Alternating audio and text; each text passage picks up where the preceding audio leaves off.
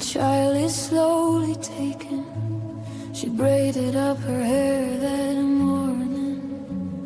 7 years old and forsaken.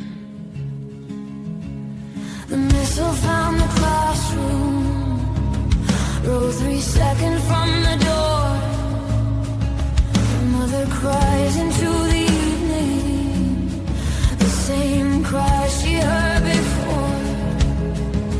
But you see, it's not me, it's not what's right. Answering my daughter in that chair in a school across the sea. With their tanks and their bombs and their drones and their coins and their sons and their sons in your head they are funding with your dollar, with your dollar, with your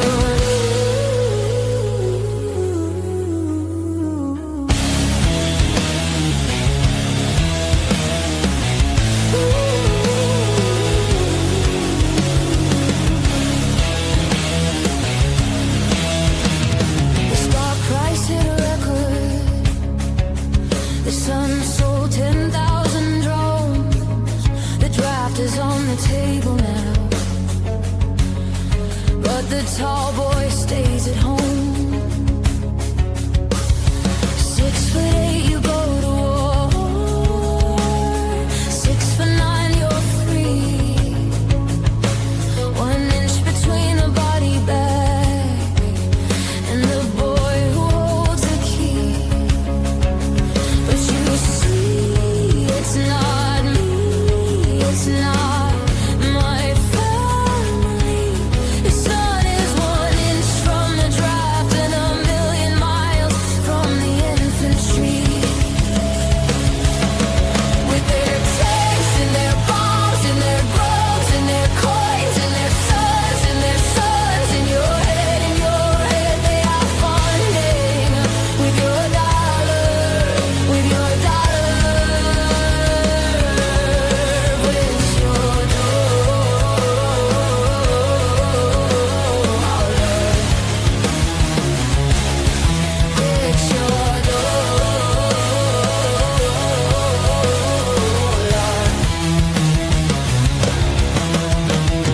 $70 billion to rebuild what they bombed. Smart cities where the school used to stand. They call it the Board of Peace.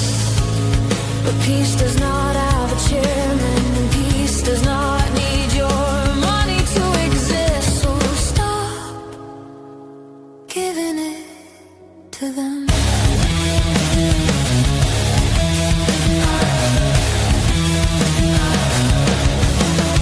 Every dollar, another missile. Every dollar, another drone. Every dollar, another checkpoint. Every dollar, another home gone. Every cent is a tiny bomb. Every bill is a tiny cage. Every dollar that you spend tonight writes a name on a tiny break. But you see, it's not me, it's not my family. But the dollar in my pocket built the bomb that killed her. With their tanks and their bombs and their drones and their coins and their sons in your head you are funding with your dollar, with your dollar.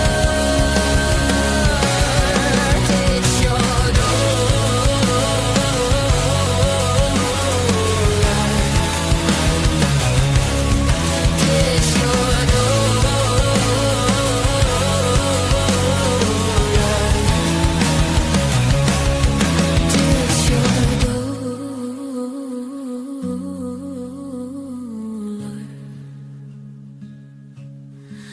It's your It's your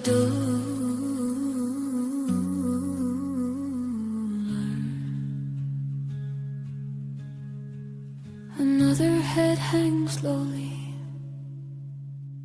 A child is slowly taken. She braided up her hair that morning. Ditch the dollar. Bring her home.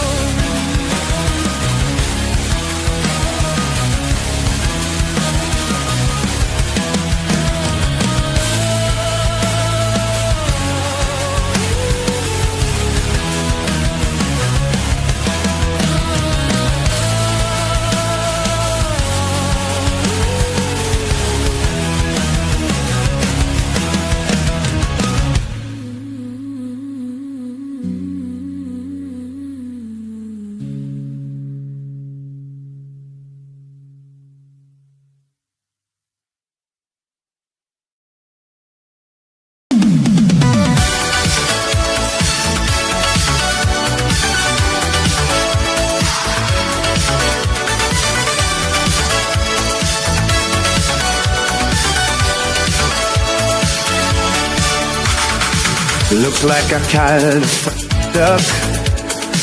You've seen the polls and so have I.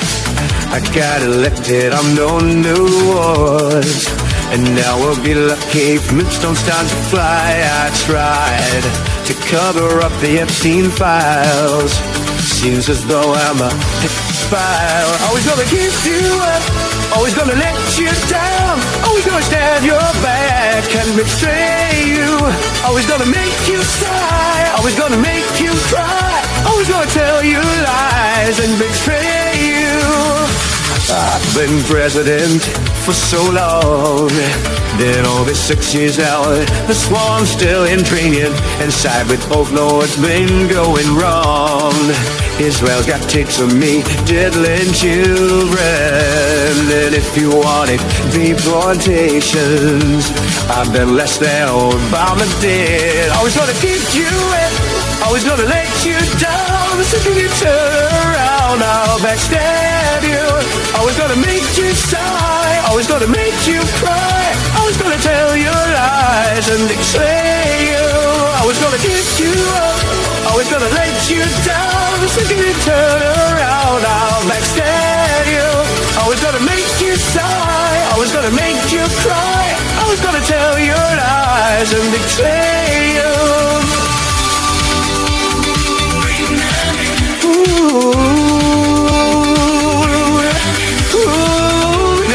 Bring it every breath, screaming. Ooh, you know the kids, always gonna give you up, always gonna let you down, sticking your tail around, I'll backstab you. Always gonna make you sigh, always gonna make you cry, always gonna tell you lies. Always gonna lift you up, always gonna let you down, I'll backstab you. Always gonna make you cry, always gonna tell you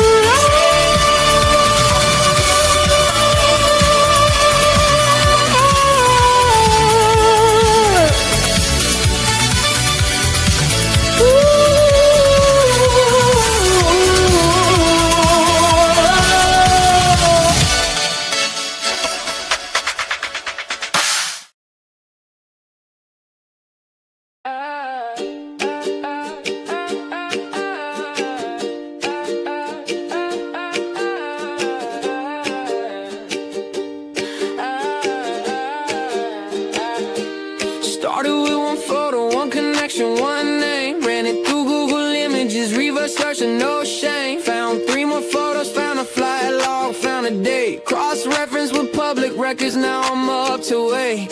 Tagged it in the Discord, someone found the company, someone else found the offshore account in Belize, someone else found the board members, the donations, the chain. Now we got 47 people mapping the campaign.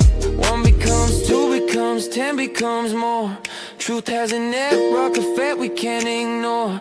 Every connection reveals 10 more doors. This is the cascade, this is the score. Truth cascade, watch it domino. One investigation leads to another, watch it go. Truth cascade, we can't stop the flow. Every cover up connected, now the whole world knows. Cascade, cascade, cascade, truth cascade, cascade, cascade, can't be delayed.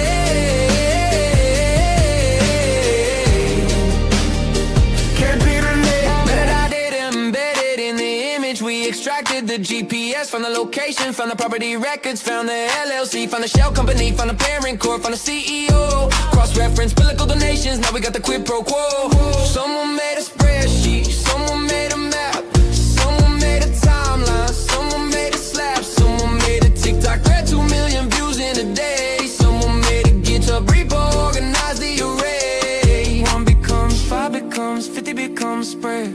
Truth is exponential once it leaves your head. Every whistleblower empowers 10 more instead. This is the cascade, this is the thread. Truth cascade, watch it domino. 1 investigation leads to another, watch it go. Truth cascade, we can't stop the flow. Every cover up connected, now the whole world knows. Cascade, cascade, cascade, truth cascade.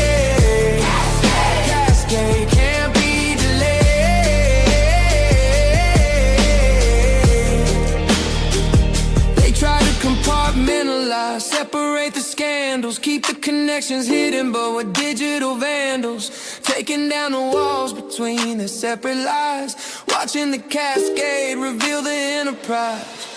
One truth leads to another, one name leads to another, one dot leads to another, one thread starts the cascade, truth cascade, wash it down, me no one investigation leads to another, watch it go, truth cascade, we can stop the flow, every cover up connected, now the whole world knows cascade, truth cascade, it's exponential, one person finds a thread, becomes existential, truth cascade, it's consequential, every secret that they bury now is preferential, cascade, cascade, truth cascade, cascade, cascade, can't be delayed,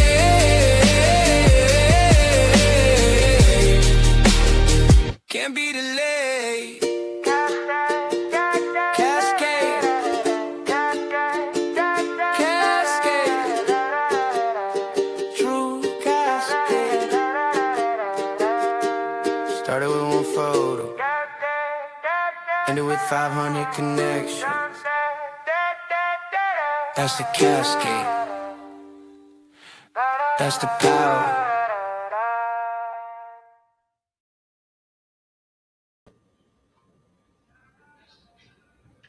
All right, welcome back to the Aaron Day Show. This is season 3, episode 10. Despite what that says up here, this was the title slide for last week's episode. And so obviously we have this on a different day this week. Usually the show is Thursday at 6 p.m. But I'm going to be on vacation for the next week. So we thought we would try to do this today as opposed to trying to do it on the road, which we've had minimal success with. Usually we have some kind of internet connectivity issue or something like that. And so we're going to have a special guest on today. Craig Wenclewicz will be joining us to discuss what's going on with the Board of Peace in the broader context of World War III or whatever you want to call it is that we're engaged in right now. So I'll do the initial remarks now, and then I'll bring Craig on for the main discussion. So last week we discussed enemies of the state. I encourage you to check that out. Episode 9, season 3. And we had Dan O'Neill on to discuss the event coming up, the Enemies of the State event at the Libertarian National Convention. It's some separate event that goes alongside and will be in the same venue. And we also featured Roman Storm and talked about his tragic case where the government decided to actually retry him on 2 counts that were, previously had a inconclusive result. And so now he's looking at potentially 40 years instead of 5 years, which is where it had been heading. So I encourage you to go to freeromanstorm.com and check that out. I'm going to be highlighting, some aspect of the Enemies of the State party and the people that we're advocating for in every episode between now and that event. But that is a tragic story, and also indicates that, as I've been saying, the war on crypto is not only not over, it's accelerated under Trump. More people are being indicted, people are being tried, sentenced, and in the case of Roman Storm, retried. So there is no indication whatsoever that the war on crypto is over, particularly for people who advocate for economic freedom, peace, and privacy. The episode prior to that was kind of a broader episode about my run for U.S. Senate. And when I get back from spring break, I'm going to hit the campaign very aggressively. So we're going to begin collecting signatures to get on the ballot and are really going to ramp up the campaign itself. But as you recall, the whole point of this is, as I did successfully in 2016, the whole point is to try to get Trump to do what he said he was going to do. And in which case, maybe I don't end up running. But once the signatures are collected and submitted, there's no getting me off the ballot. And at this point, as of last week, the Democrats now have a slight edge to capture control of the Senate. And it's pretty much a foregone conclusion that they're going to win back the House. So clearly Trump has and the Republicans have not lived up to, in any way, shape, or form, their campaign promises. And, at this point, at the rate that it's going, New Hampshire could very well turn out to be the make it or break it point for the U.S. Senate. And so if they lose the House and the Senate, then basically Trump's looking at probable impeachment in the House and delays in the Senate, and basically whatever his agenda might be, which at this point, slowing down his agenda is probably a good thing based on what we've seen so far. But from his perspective, if I'm Trump, I'm looking at this, maybe he should try to do something, and that something could be actually end the war on crypto, pardon these crypto POWs. Stop the Clarity Act, which is the largest surveillance bill in the history of the United States and involves basically centrally controlling and tokenizing everything we own and making it easy to program and confiscate, not just the money that you use, but all of your investments and everything that you own.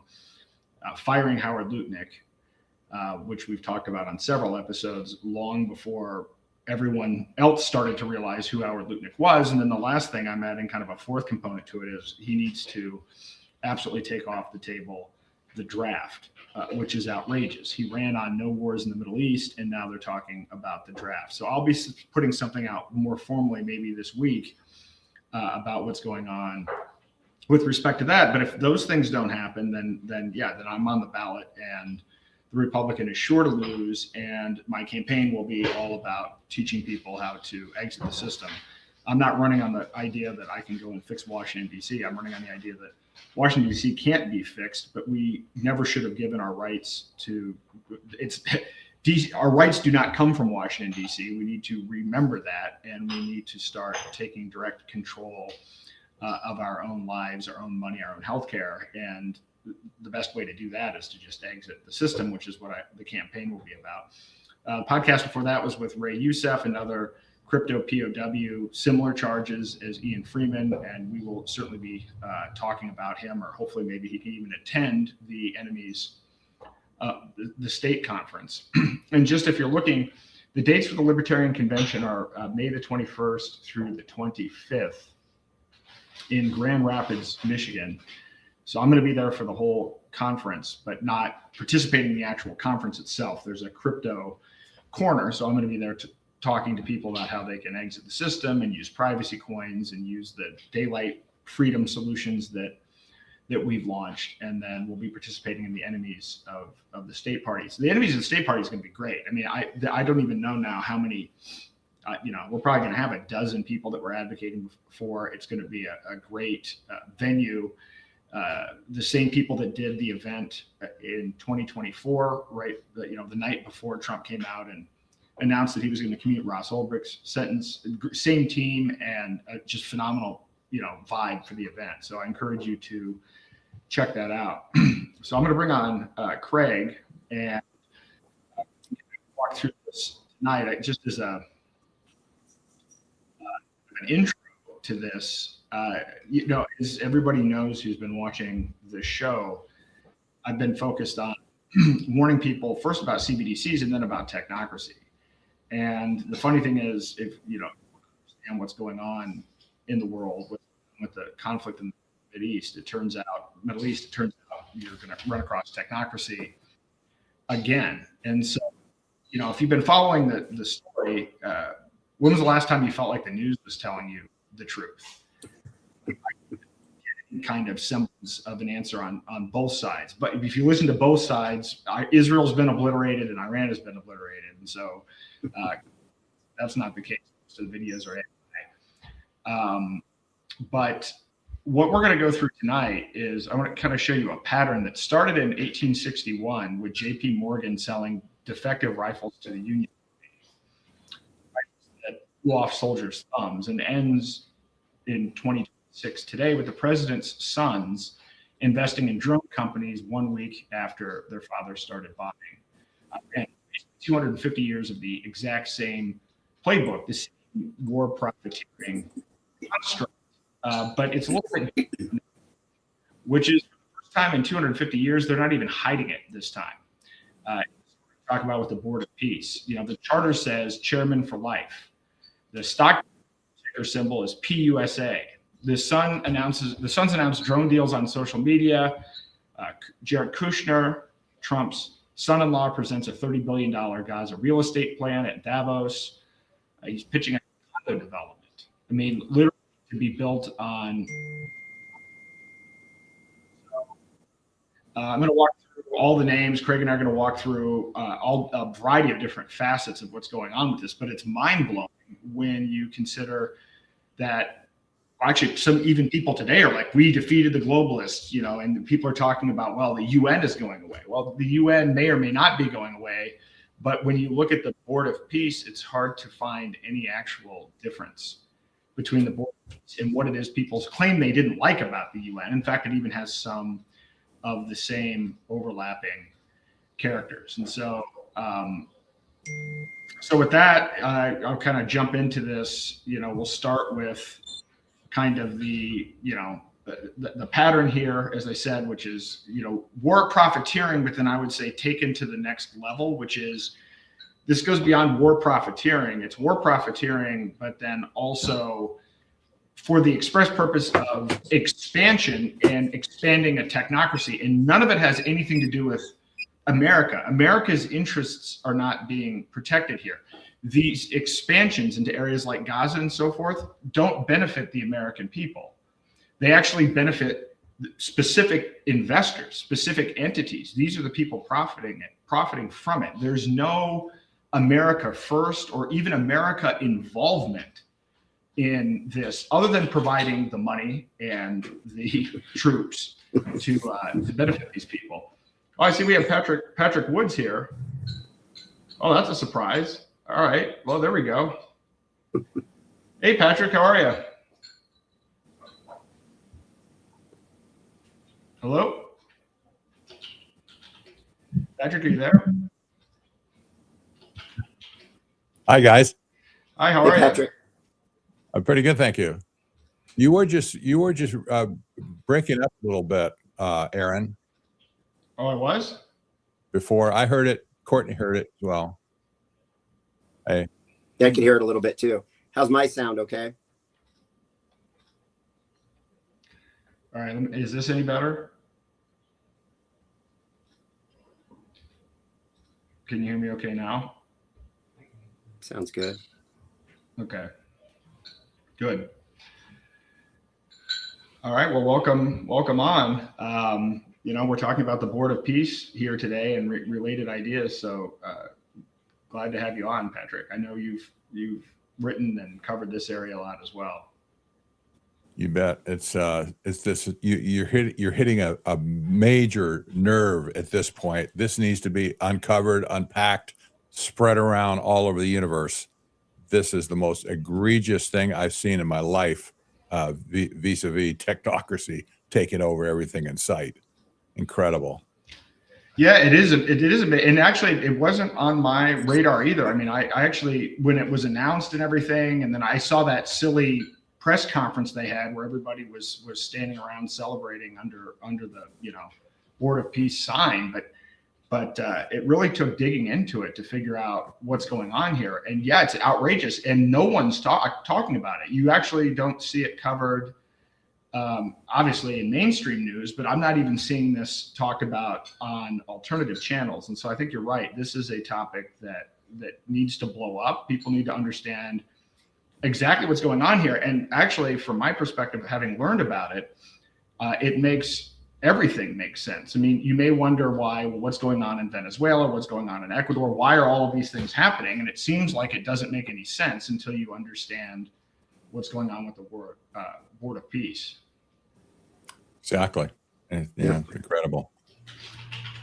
Well, I was going to start this with just a quick overview for people who may not be familiar with kind of the history of war profiteering, just to take a few steps back and put it into context. And so I've got just a little bit of information here that might be helpful for people. You have, as I mentioned in the intro, JP Morgan got involved in this going all the way back to the Civil War. So this is kind of where it starts. Morgan bought defective Hall carbine rifles from the government for $3.50 each, and then sold them back to a Union general for $22. And these were defective rifles. They were actually blowing off soldiers' thumbs. And so, surprise, surprise, this seems to be a pattern. Congress investigated, and he was cleared by a federal judge. But then Morgan went on to become the most powerful banker in American history. You then have also Brooks Brothers, who supplied uniforms that were so cheap they actually dissolved in the rain. And they called them shoddy millionaires. And so that's actually where the term comes from, which I thought that was interesting, because now, Brooks Brothers today has a kind of they rehabbed the brand fairly well. But this is 1861. So sell the government defective weapons, soldiers lose their thumbs, nobody goes to jail. So just kind of remember that pattern. And it gets worse. We then have the Spanish-American War in 1898. More soldiers died from the food than from the enemy. So 3,000 soldiers died from food poisoning, only 280 from combat. The Secretary of War, Russell Alger, arranged rush contracts with Armour, Swift, and Morris & Co. And so they shipped embalmed beef. Chemically treated, adulterated beef was sent to the troops. So in the end, this guy Alger was forced to resign, but no criminal charges. The contractors kept their money, and the soldiers stayed dead. So 3,000 soldiers killed by their own food supply, and the Secretary of War arranged the contracts. But we're not done, because this, again, it's a pattern. World War I, we have the merchants of death. We have DuPont. Look at these numbers. So the stock of DuPont went from 20 to 1,000 during this time. They supplied 40% of all Allied propellant powder.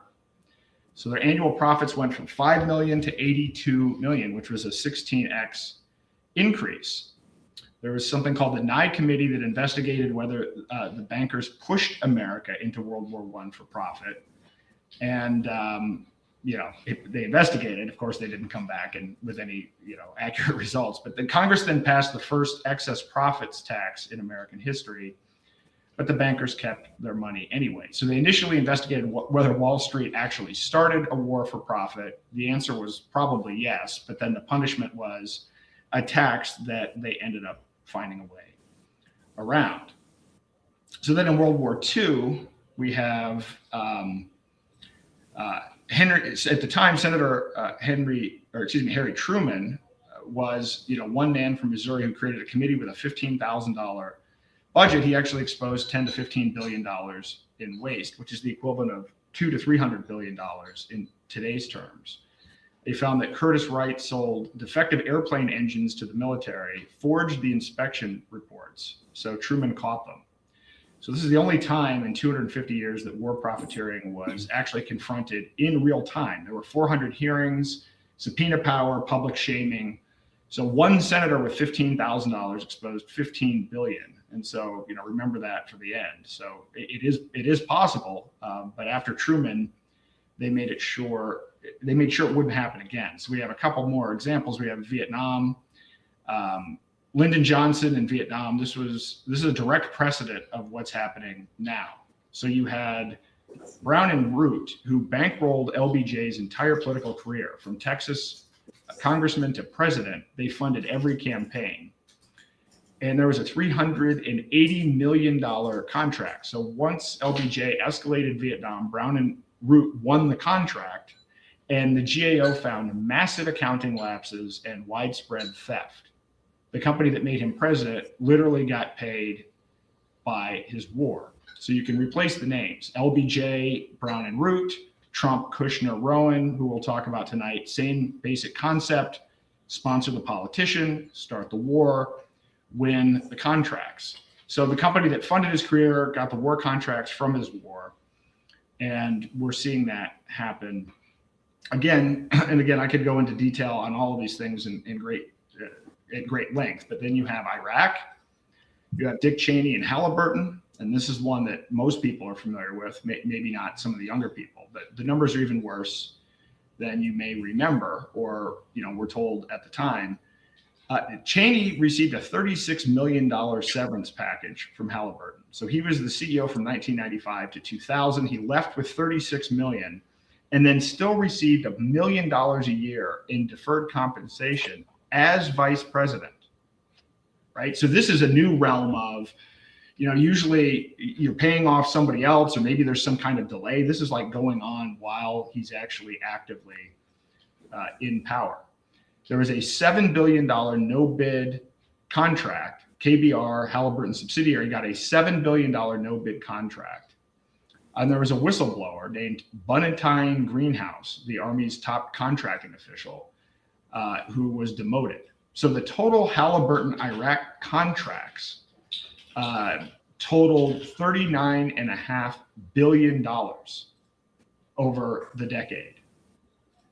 So this was a case where they were charging $45 for a case of soda, $85,000 for trucks that were abandoned in the desert, so on and so on. And so, again, at this point, I just want to make sure people are seeing the pattern. Iraq, $12 billion in cash on cargo planes. I mean, this is just absurd. You've probably seen some of these memes, but literally $12 billion in cash. Paul Bremer's Coalition Provisional Authority flew $12 billion in shrink-wrapped $100 bills into Iraq on C-130 cargo planes. It's the largest cash disbursement in U.S. history. I guess maybe if exceptions might be for Medicaid, as we find out about it a little bit more here over the next few months. But they basically used lemonade stand accounting. They used single entry cash accounting, no double entry books, literally zero audit trail. So 8.8 billion vanished. Iraqi oil revenues just gone. The Iraqi parliament says it's actually 18.7 billion. Ghost employees paid on payroll, millions paid for phantom work. So they flew $12 billion of cash into a war zone, kept the books like a lemonade stand. 8.8 billion disappeared. Nobody went to prison. But wait, there's more. We're almost at the end here until we get into the new fraud, the new day, which is Afghanistan, which was a $148 billion failure. This was a 20-year conflict. And what you need to know from a numbers perspective, we built a $43 million gas station. So they built a compressed national gas station that was supposed to cost $50,000, but ended up a little bit over budget at $43 million. $26 to $29 billion confirmed lost. Actual losses may be up to $600 billion. So the SIGAR Inspector General called the Afghan government essentially a white-collar criminal enterprise. The CIA used cash to buy warlord loyalty, binding America to notorious figures for decades. Absolutely no oversight, no accounting, no consequences. So a $43 million gas station, $600 million in potential losses. And the Inspector General called the entire government a criminal enterprise. So this is what we're looking at here. So the summary of this comparison table didn't come out very well, but the pattern is dollar amounts get larger every single war. The oversight gets weaker every single time. The accountability gets smaller until it completely disappears. And at this point, they've eliminated oversight entirely. No inspector general, no independent audit, no subpoena authority by design. It's not really corruption because that implies that the system is supposed to work differently. This is actually baked into the fundamental process itself. So if you give a small group of people the power to wage war and write checks, they will wage war and write checks to themselves every single time for 250 years. So the Board of Peace charter wasn't corrupted, right? This isn't a situation where they started out with the Board of Peace and it became this horror show. It was literally written this way on purpose. The crafting of this was well aware of the 250-year history of war profiteering, and they just now put it in writing. So with that, I just wanted to give everybody just a background here in the story, just so that there's context to this. But even by this historical standards, what we're going to talk about tonight is next level. Amen. Yeah. Who- Like who's- you said, Aaron, follow the money. That's the key, right? Exactly. Who said all wars are banker wars? I don't remember who said that, but I remember that in years gone by. Yeah, I've heard that too. I don't remember who. All It was probably the guy who wrote Creature from Jekyll Island. What was his name? Yeah, it could be. Yeah, I could hear Anthony Sutton saying something that like that as well. Yeah. Michael Rivero, an independent journalist, radio host, and founder of the site WhatReallyHappened.com, I guess is a big Okay. that. Yeah. Well, we have a new thing on the table now, because with this business of tokenizing assets, not money, all the cash that were on that airplane, it got distributed. It is incredible. But if cash is going to be let out of the picture, and tokens are coming in like gangbusters at this point, especially Trump's new token USD1, that's based on World Liberty Financial system that was started just in 2024, like September of 2024. It's worth over $13.5 billion at this point. Who does that except the president of the United States? But well, it's incredible. So we talked a lot about Tether and USDC in the past, but boy, USD1 has really emerged. Trump didn't want to get cut out of this, and I guess he looked at Lutnick and said, "Hey, look, I'm not going to let Lutnick have all of the fun." But the story behind the USD1 is worse than I thought. Trump essentially pardoned CZ, who is the CEO of Binance, the largest cryptocurrency exchange in the world. And then magically, right after the pardon, CZ arranges a $2 billion investment from Abu Dhabi into World Liberty Financial, which is the Trump decentralized platform. CZ also created the USD1 coin from a technical perspective. He actually is the one who basically built the token. And it's my understanding that CZ controls 80% of the supply of USD1. This is just mind-boggling to me. I wasn't paying any attention to it because it looked like a kind of a shoddy platform. I'm like, okay, this is gonna be another thing that Trump family puts their name on, and they're just trying to like get involved in the hype a little bit, have an exchange, and then it turns out this USD1 stablecoin is serious business. For some months after 2024, people were saying, well, it was just his son Barron who was just fooling around with meme coins, and then all of a sudden, out of the gate comes World Liberty Financial, and now they're promoting it as quote unquote the upgrade for the dollar. Yes. Yeah, they are. And I think Pakistan, there's $5 billion worth of USD1 in Pakistan. And as we'll talk about, this plays, I believe, into the entire strategy of what this adventurism that we're doing with all of these conflicts all over the world. I think it's an anchor for it. But before we get into that, I just want to explain really quickly what is going on with this Board of Peace, kind of the mechanics of it, which is they signed the documents in the charter for this on January the 22nd of this year at Davos.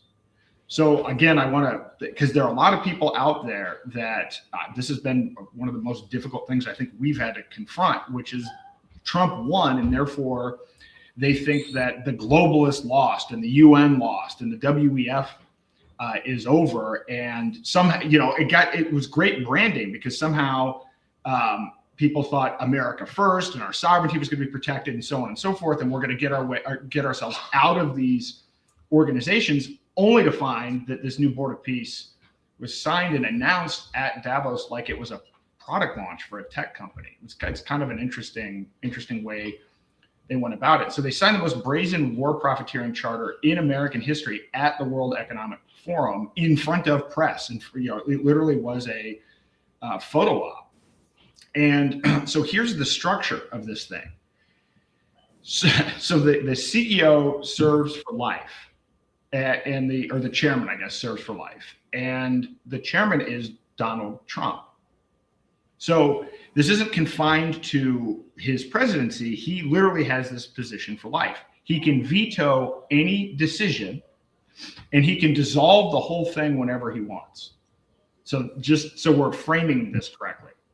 If you want to participate in this, there's a $1 billion membership fee. No independent audit, no inspector general, but that's the fee. Disputes are resolved by amicable collaboration with the chair as the final arbiter. Okay, it has a private army of 20,000 soldiers with a guy by the name of Major General Jasper Jeffers, commanding it. And so 26 countries, I guess, have signed on board for this. And so just very simply, you have a chair for life, $1 billion membership, private army, no audit, and they call it a peace board. So, and then, so, all right, well, who is on the board of peace? So we've got these 8 people. If you're not looking at the screen, I'll walk through it at a high level who they are. But it's astonishing to me, some of the names on here. Again, if your vantage point was, we're breaking free from these global organizations, wait until you get a load of this. So we've got Trump. We have Kushner on there. Jared Kushner is Trump's son-in-law. And he now is running something called Affinity Partners, where he manages billions of dollars from Saudi Arabia, the UAE, and Qatar. And for managing this money, he gets a $25 million a year fee. Now, I want to point out something here, which we learned shortly after we bombed Iran. People were asking him, we were kind of like, when we bombed Iraq, we went through this whole, yellow cake, and we had Colin Powell in front of the UN, so on and so forth. This is not what we have here. We don't have a credible threat that they were 2 weeks away. Iran was 2 weeks away from enough uranium or whatever for a nuclear bomb. Trump said that he based his decision based on information from Jared Kushner, who has no official role with our government, who is managing a fund that largely monetizes these reconstruction projects. So Kushner is the second person. Mark Rowan is another board member. He is the CEO of Apollo Global, which is a financial firm with $785 billion under management. Rowan's firm has valued Gaza's coastline at $50 billion, and he is currently facing Epstein securities class action lawsuit right now. So this is the dream team that we have.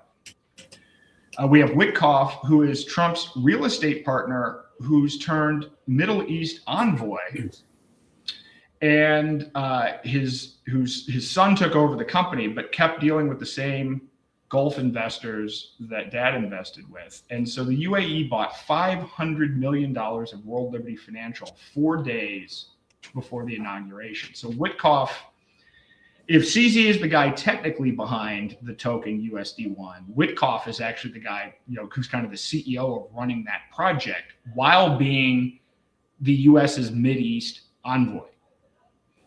You then have Tony Blair, the Iraq War architect, who's also behind the Blair Foundation or whatever. He's one of the main guys pushing digital ID around the globe. I mean, I think most Trump supporters prior to the election were not fans of Tony Blair. I mean, he's been on kind of a globalist hit list for a long time of people that, people were calling him demonic before, even the Epstein files and everything else. And now here he is on the board.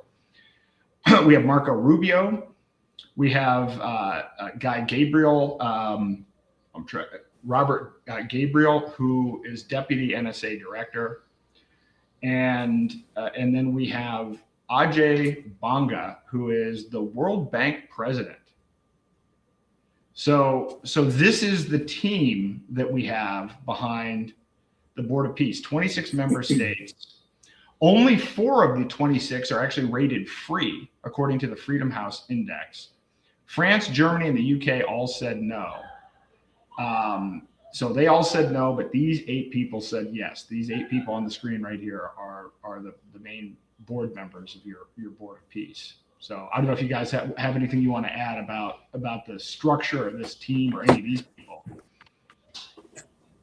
I counted. There's 3 members of this the board that are on the Trilateral Commission as well. Just a small detail, I'm sure. Can we go through a few of these guys, Aaron? Absolutely. Okay, so let's go through this. So we've got, obviously, most people are familiar with Marco Rubio, and I'll tell you what. A little bit of a talk of. Let me do this. I have slides on some of them, so let me. Okay, perfect. So yeah, let's start with Kushner. Okay. So you mentioned Kushner Affinity Partners, and he's raised over $3 billion, mostly from sovereign wealth funds, and $2 billion of that, $3 billion, is from the Saudi Arabia Public Investment Fund, and it's focused on, and I think this is important, technology and real estate, right? I mean, that's kind of what's going on over in that region when we talk about Gaza, which I'm sure we'll get into. So it's a perfect fit. Right now, just as of 3 days ago, he's trying to raise $5 billion from foreign governments and other private equity firms. And that's only the beginning. You know, that's only going to get bigger. His brother, Josh Kushner, okay, who's got, I think, one of the Wexner models as his wife, Les Wexner models. He owns another firm called Drive Capital, $25 billion in assets under management. He backs major tech. He's backed by major tech companies: Instagram, Spotify, Stripe, OpenAI, Robinhood, and I think that's a really important one because that's Vlad Tenoff, and he's major problems because this goes back to, the whole. Remember the whole, when what was it? The theaters, AMC, and what was the other one? GameStop. Yeah, GameStop. Yeah. And that's when he essentially hosed his clients, But this guy's a bad apple. I've watched him very closely, and Vlad Tenoff's one of the bad guy on the bad guy list for sure. And then, so he raised $10 billion of new funding already in 2026. This is Josh Kushner, okay, and he owns 66% or $5.3 billion of the fund. He's also involved. I think we'll see this later on in the year. He's also owns Oscar Health, and then notable backers are Henry Kravis, which is more private equity. And I think that's what we're going to get into a lot too, is this thing structured long-term, a lot like a private equity fund would be, right? It's a lot of non-voting rights with a lot of long-term, money, long-term structure to it.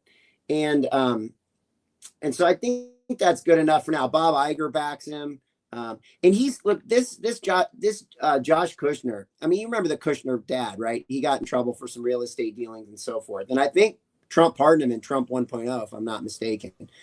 But this Josh Kushner hangs around with all the Wall Street crowd. I mean, he's in with all the Goldman Sachs CEOs, Lloyd Blankfein.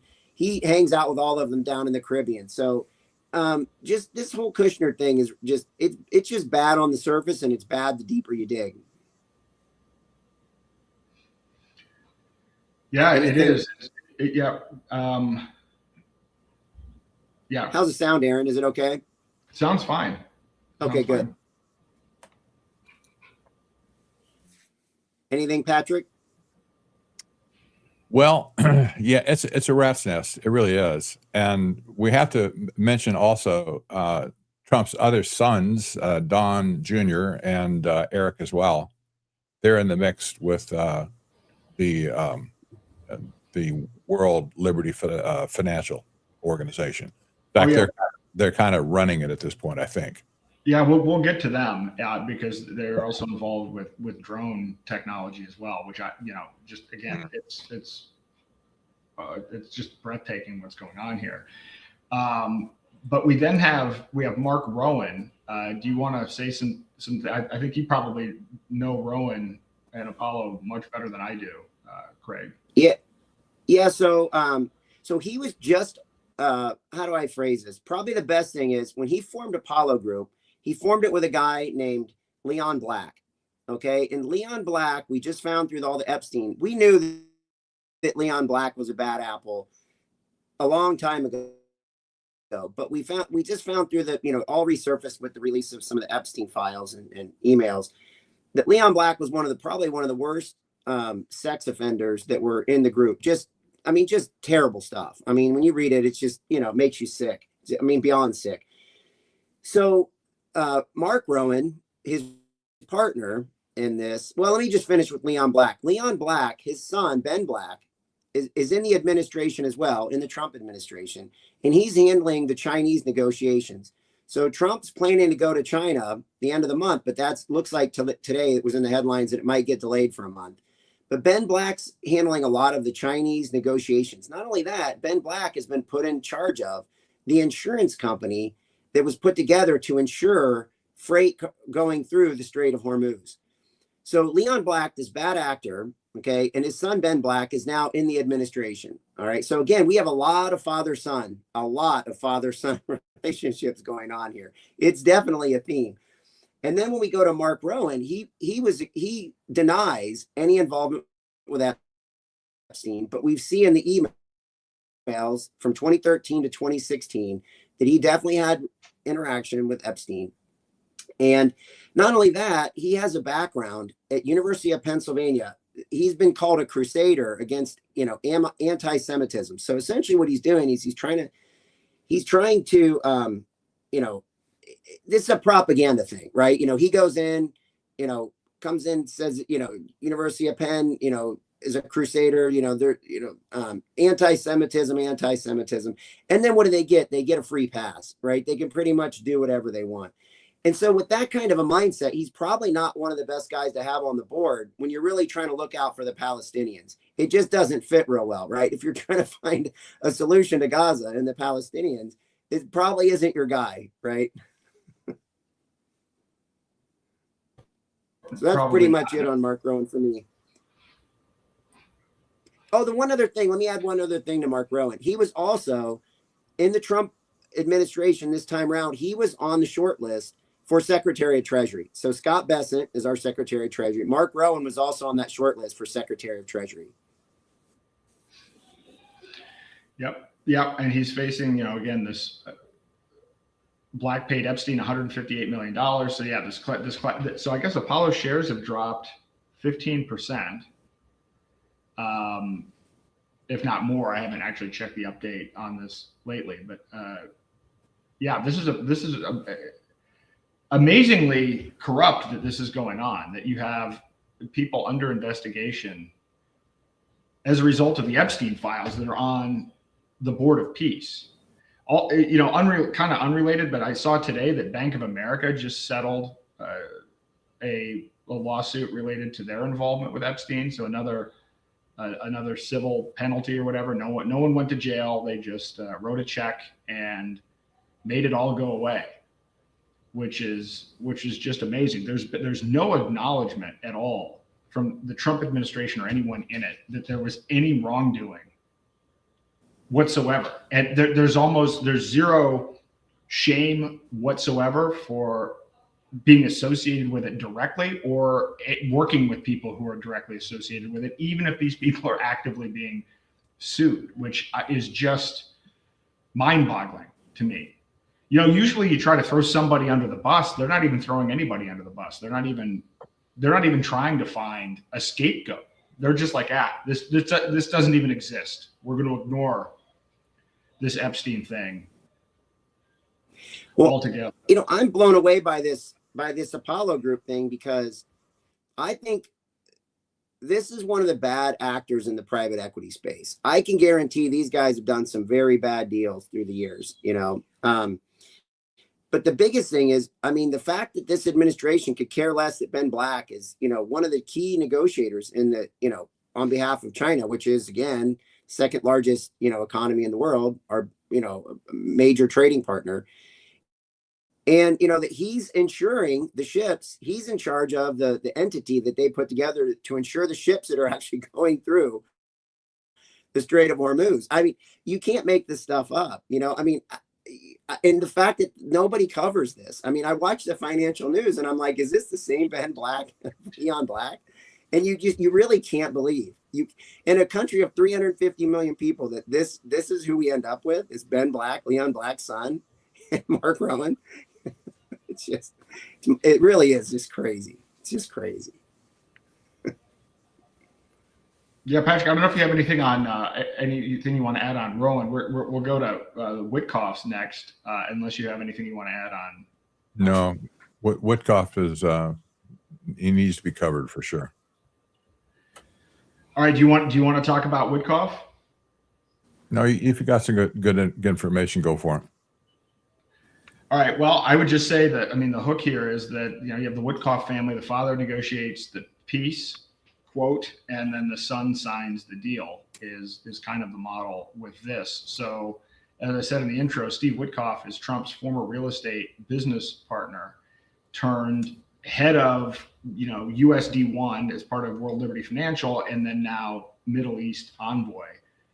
And he sold his $120 million stake to resolve conflicts of interest. But this is,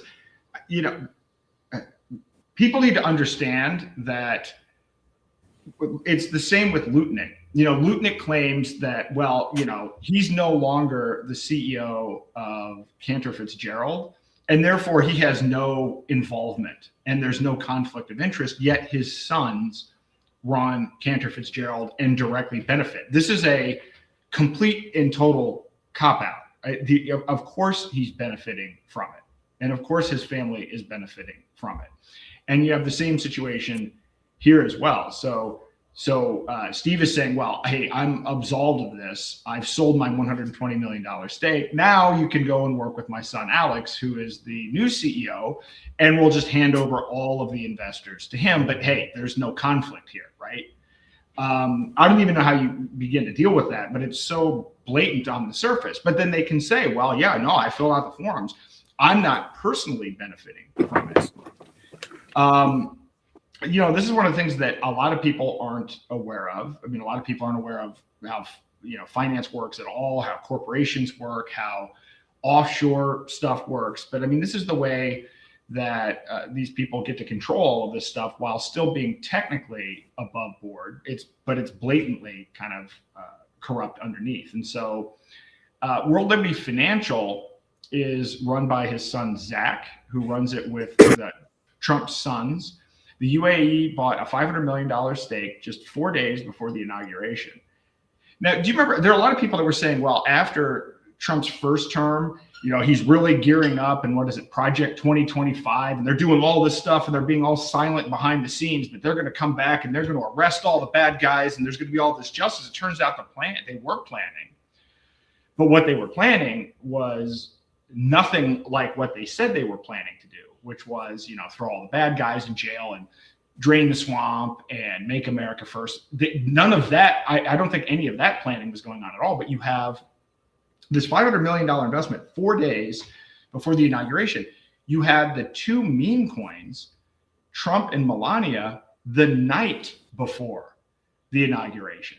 Now, it takes planning to do all of this stuff. You don't just do a $500 million deal at the snap of a finger. You don't create a meme coin and launch the meme coin in 24 hours. These were plans that had been worked on for a long period of time. And as a reminder, the public has lost $4.3 billion on these Trump meme coins. So this is what was set up. Now, of the $500 million, my understanding that of the UAE investment, 187 million went to the Trump family and 31 million went to the Witkoff family. So in other words, the UAE bought some of shares in World Liberty Financial, but some of the shares weren't just the general corporate shares. They bought the actual shares held by the Trump and Witkoff families. So literally $187 million payoff. I actually, we never could get that.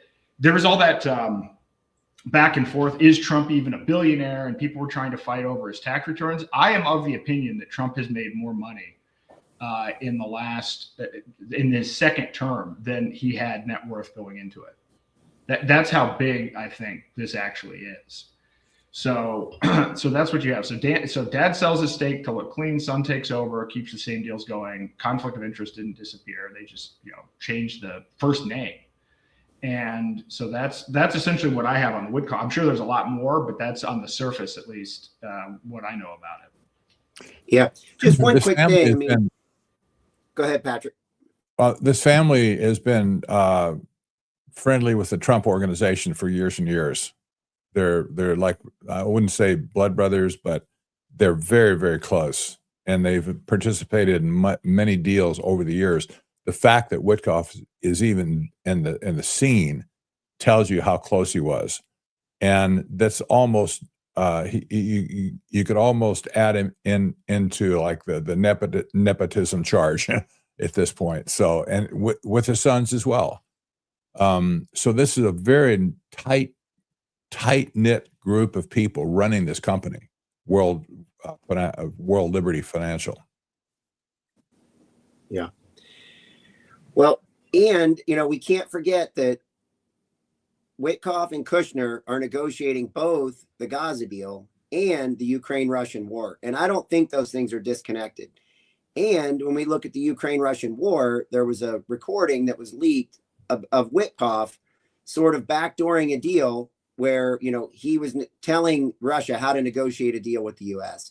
We don't know. I don't know the details on all of that, but it's definitely out there, and it was in the news for a while. So there's, I guess the thing to take away on this is there's clearly a, well, not only that, there was an interview, and most people have probably seen it. If not, it's pretty easy to find. You can find it on X or anywhere, and you can just look up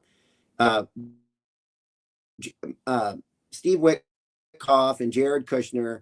I think it was even on 60 Minutes, if I'm not mistaken, where they were asked, something about the Hamas, October 7th, Hamas Israel invasion. I think just a pure stand down. But the point, I think that's pretty cut and dry. But the point is, Witkoff got caught calling it a master plan.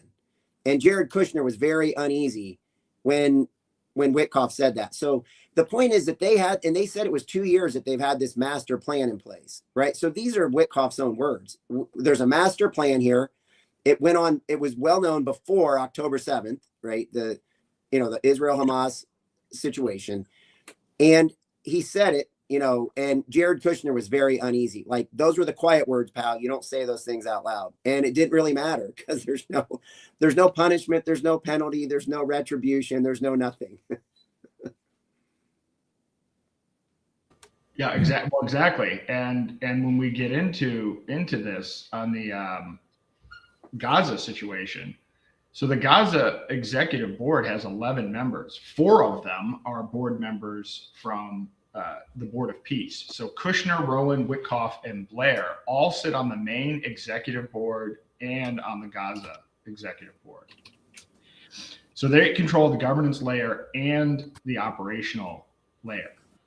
And they're calling it a technocratic form of government. This isn't it's not us saying, hey, look, this looks like technocracy. They're calling it a technocracy. They're not hiding from it. They're actually putting that forward as a feature. So I'll get to that actually in a couple of slides. This one is just kind of to show how heavily involved the Board of Peace is, these 4 players are with the Gaza reconstruction. And just, as you were saying, Craig, the situation here, did they bring about October the 7th? And just as a reminder, what's gone on in Gaza, 72,000 killed, 83% destroyed, and you have 2.3 million people displaced. So the actual carnage in Gaza is absolutely devastating. You're looking at 92% of the housing stock is gone. In fact, I should have put some there's this image, but this is obviously, it's a generated image, but frankly, I probably should just put a real image of what Gaza looks like. 97% of schools hit, 462 out of 564 schools hit directly in Gaza. 60% of hospitals are non-functional. 100% have been displaced. That's a 19-year blockade. The UN has called it the world's largest open-air prison. You have Amnesty International saying there's sufficient evidence of genocide. So, when you destroy 83% of a city's buildings, 92% of its housing, 97% of its schools, that's not war, right? That's a demolition. Why would you bomb all of these schools, right? I mean, again, this isn't a military operation. This is a complete and total leveling of the area. So, that's evident by, again, just the physical carnage to the place. So now we get into the technocratic rebuilding of it. So this is the fascinating thing that should be on people's radar. They're calling it Project Sunrise. So this is the name of the project to rebuild Gaza. It is a $112 billion 20-year roadmap driven by Kushner and Witkoff. They are calling it the Middle East Riviera. They're proposing 180 skyscrapers, data centers, an AI-powered smart grid. They are actually calling for this to be structured with AI-powered smart cities. And their goal is that by the end of year 10, 70% of Gaza's coastline will be monetized. So when we're talking technocracy, we're talking biometric surveillance. Again, this is their plan, not anybody even projecting what this might be. This is the actual plan. Every resident must register with biometric documentation through COGAT, which is Israel's military coordination body. There is, this is critically important, a US dollar pegged stablecoin with every transaction on the blockchain fully trackable. And it's my understanding that what they're actually trying to do is make USD1, the Trump family stablecoin that Witkoff controls. They want that to be this digital currency. They want that to be the US dollar.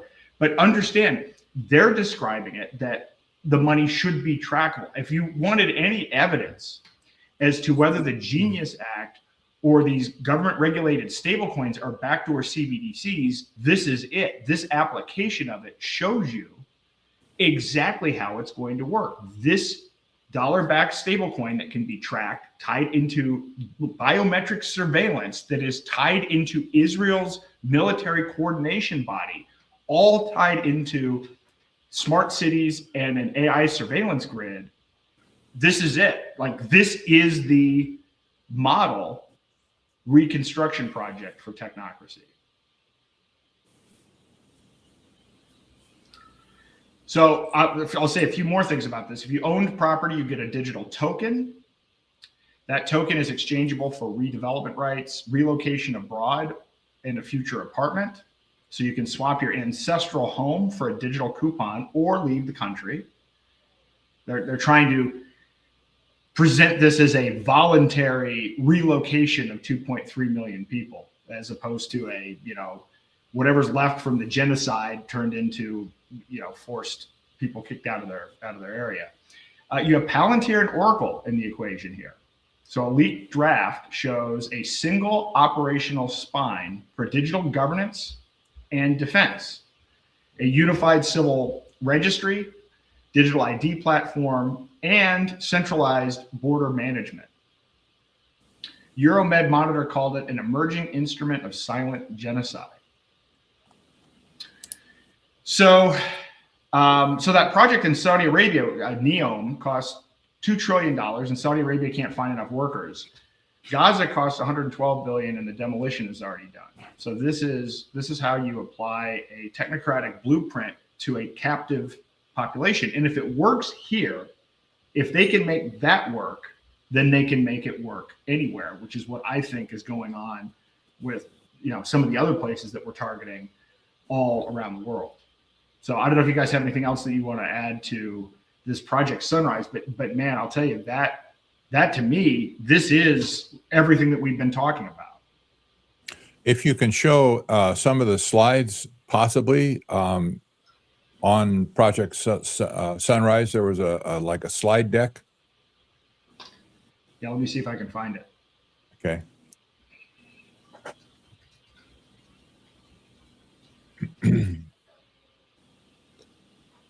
Have you done much, Patrick, yet with the IMAC, the India, Middle East, Europe Economic Corridor? Have you studied that at all yet? Yes. Okay. It's on my radar for sure. Okay, good. Maybe we can get into that a little bit later, because I think that ties right into all of this. It does. Totally. It's all about trade. It's been trade from the get-go, in my opinion. And what's happening with not just Trump per se, but all of the trade corridors are being messed with around the world, and they're being reconstructed. Yep. In odd places. So this means there could be a tectonic shift on global trade in the next 2 or 3 years.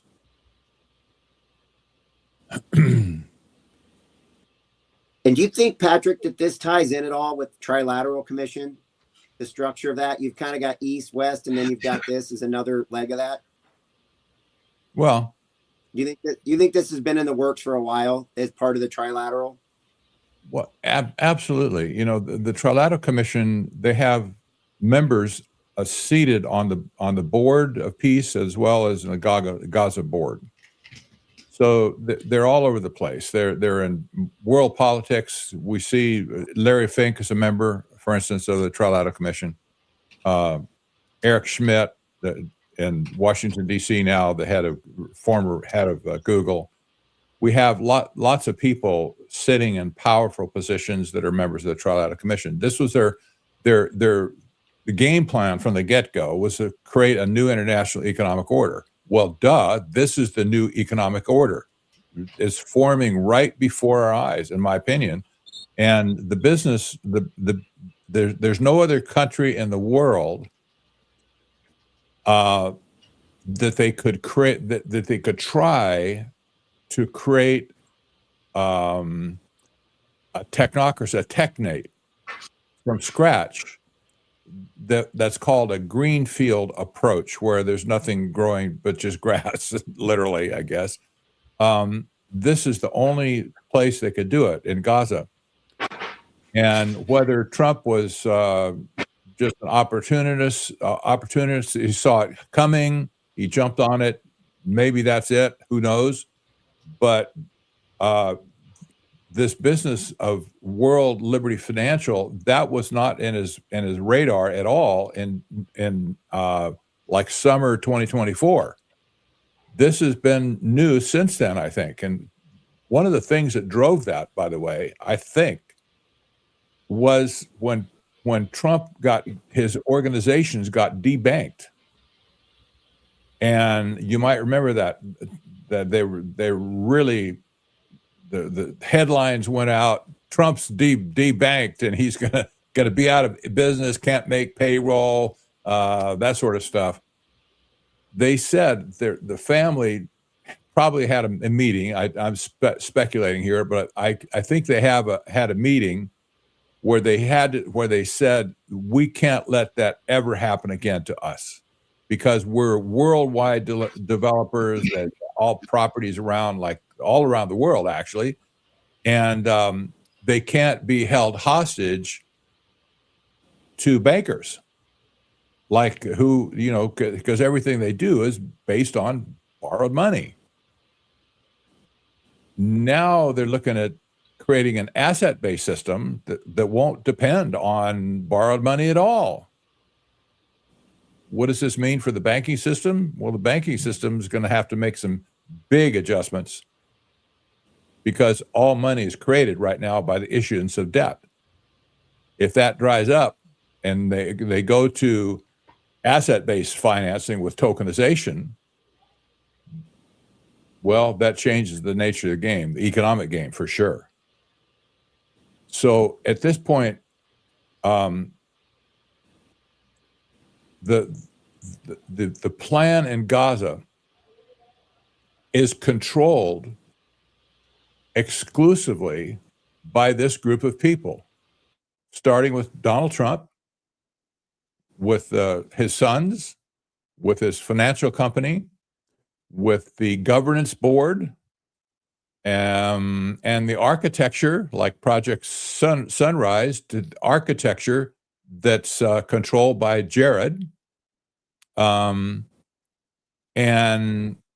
laid on top of that is, of course, the Abraham Accord that was originally engineered by Kushner himself.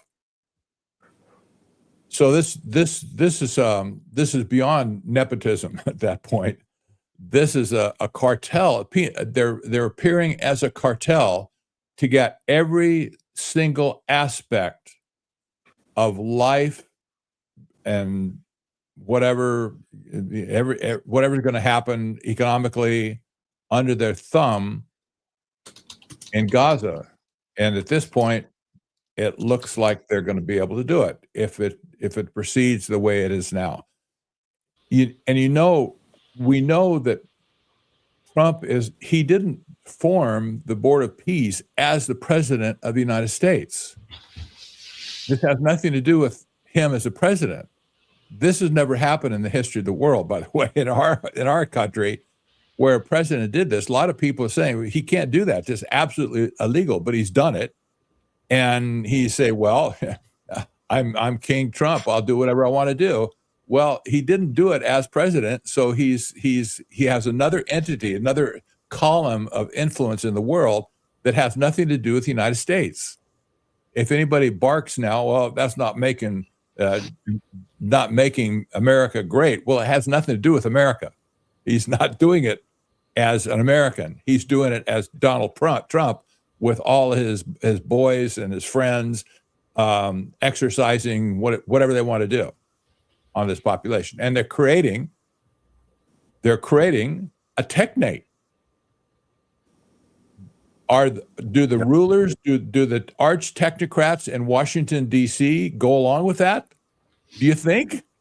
Where's their involvement? All these people who crafted all this crypto policies and regulations and last year, where are they? They're hiding out right now. They're not saying anything. I think we need to call them out, honestly, because these people, they've been pushing for this.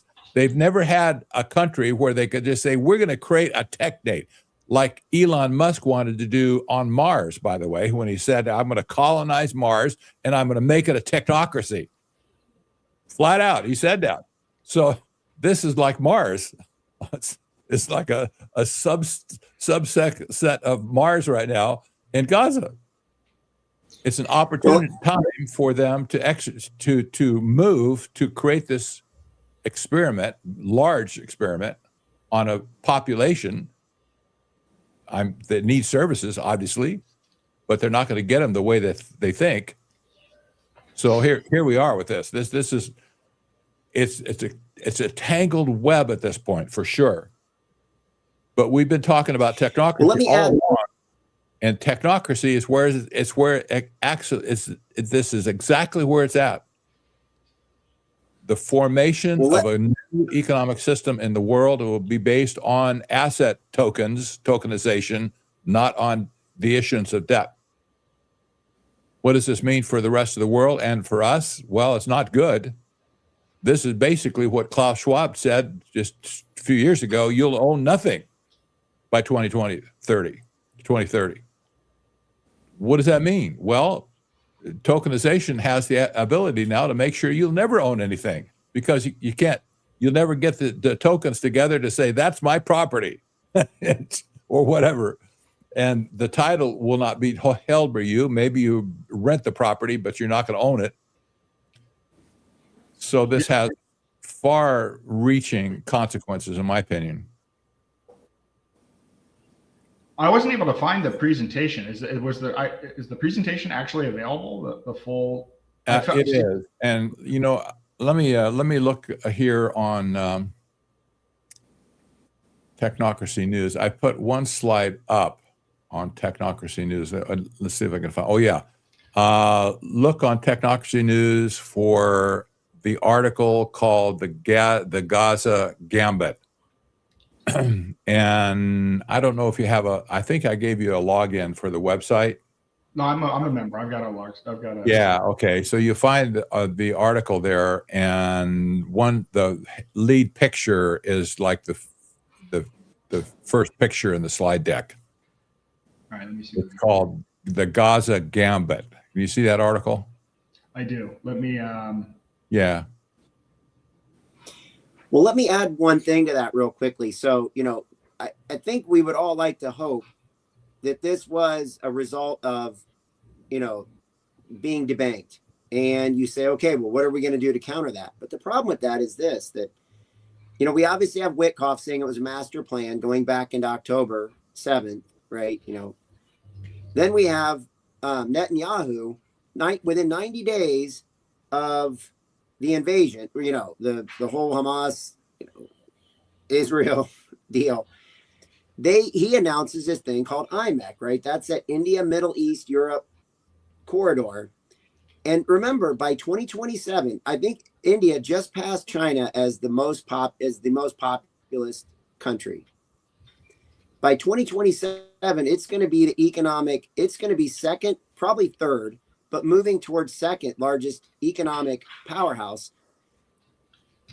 And the point of this thing is that, the way to think about this is you had BRICS, right? Brazil, Russia, India, China, South Africa. And that got a lot of fanfare, right? It was, this fear that the world reserve currency, the dollar, is going to be displaced, and it's going to be displaced by this BRICS, right? All these countries are going to get together. They're going to back it with gold and silver, right? And this whole concept. And I never bought into that because it was too hyped. This isn't being hyped at all. And this IMEC, I think, is actually the power play that leads to stablecoin, which leads to tokenization. And here's why. Because Netanyahu announced this IMEC like within 90 days before the Israel-Hamas invasion. And guess where this thing terminates? It starts in India. It goes through Saudi Arabia, okay? And it's a combination of data lines, pipelines, hydrogen pipelines, oil lines, shipping, the whole deal, right? So that way it's not just shipping, it's everything. And guess where it terminates? It terminates in Haifa, the port in Gaza. Now, there's a lot more to that, right? But this is not an accident that Gaza has been leveled, you know what I mean? And that they're reconstructing this, not only from a termination point, because once they get to that point, they can distribute stuff into Europe out of Haifa, and so I think this isn't an accident. This is truly, like Witkoff said, a master plan. I mean, this is not something you think up in 3 to 4 years, right? You're talking about watching the population of India. And not only that, during the World Economic Forum, Alex Stubb, okay, who is the prime minister, I think, he's the president of Finland. He did a long talk, and he talked about his relationship with Trump, right? They're golfing buddies, everything else. And he called this out. He spent 10 minutes of a 30-minute presentation talking about the future of India. So the world leaders know that India they're positioning for this, right? And this is a displacement of BRICS. This is a displacement of the old stickers, if you really think about it, because you're going to need these. Anyway, we're opening up tons of cans of worms here. I'll let Aaron show the sunrise. I have the image up. I have the article up now.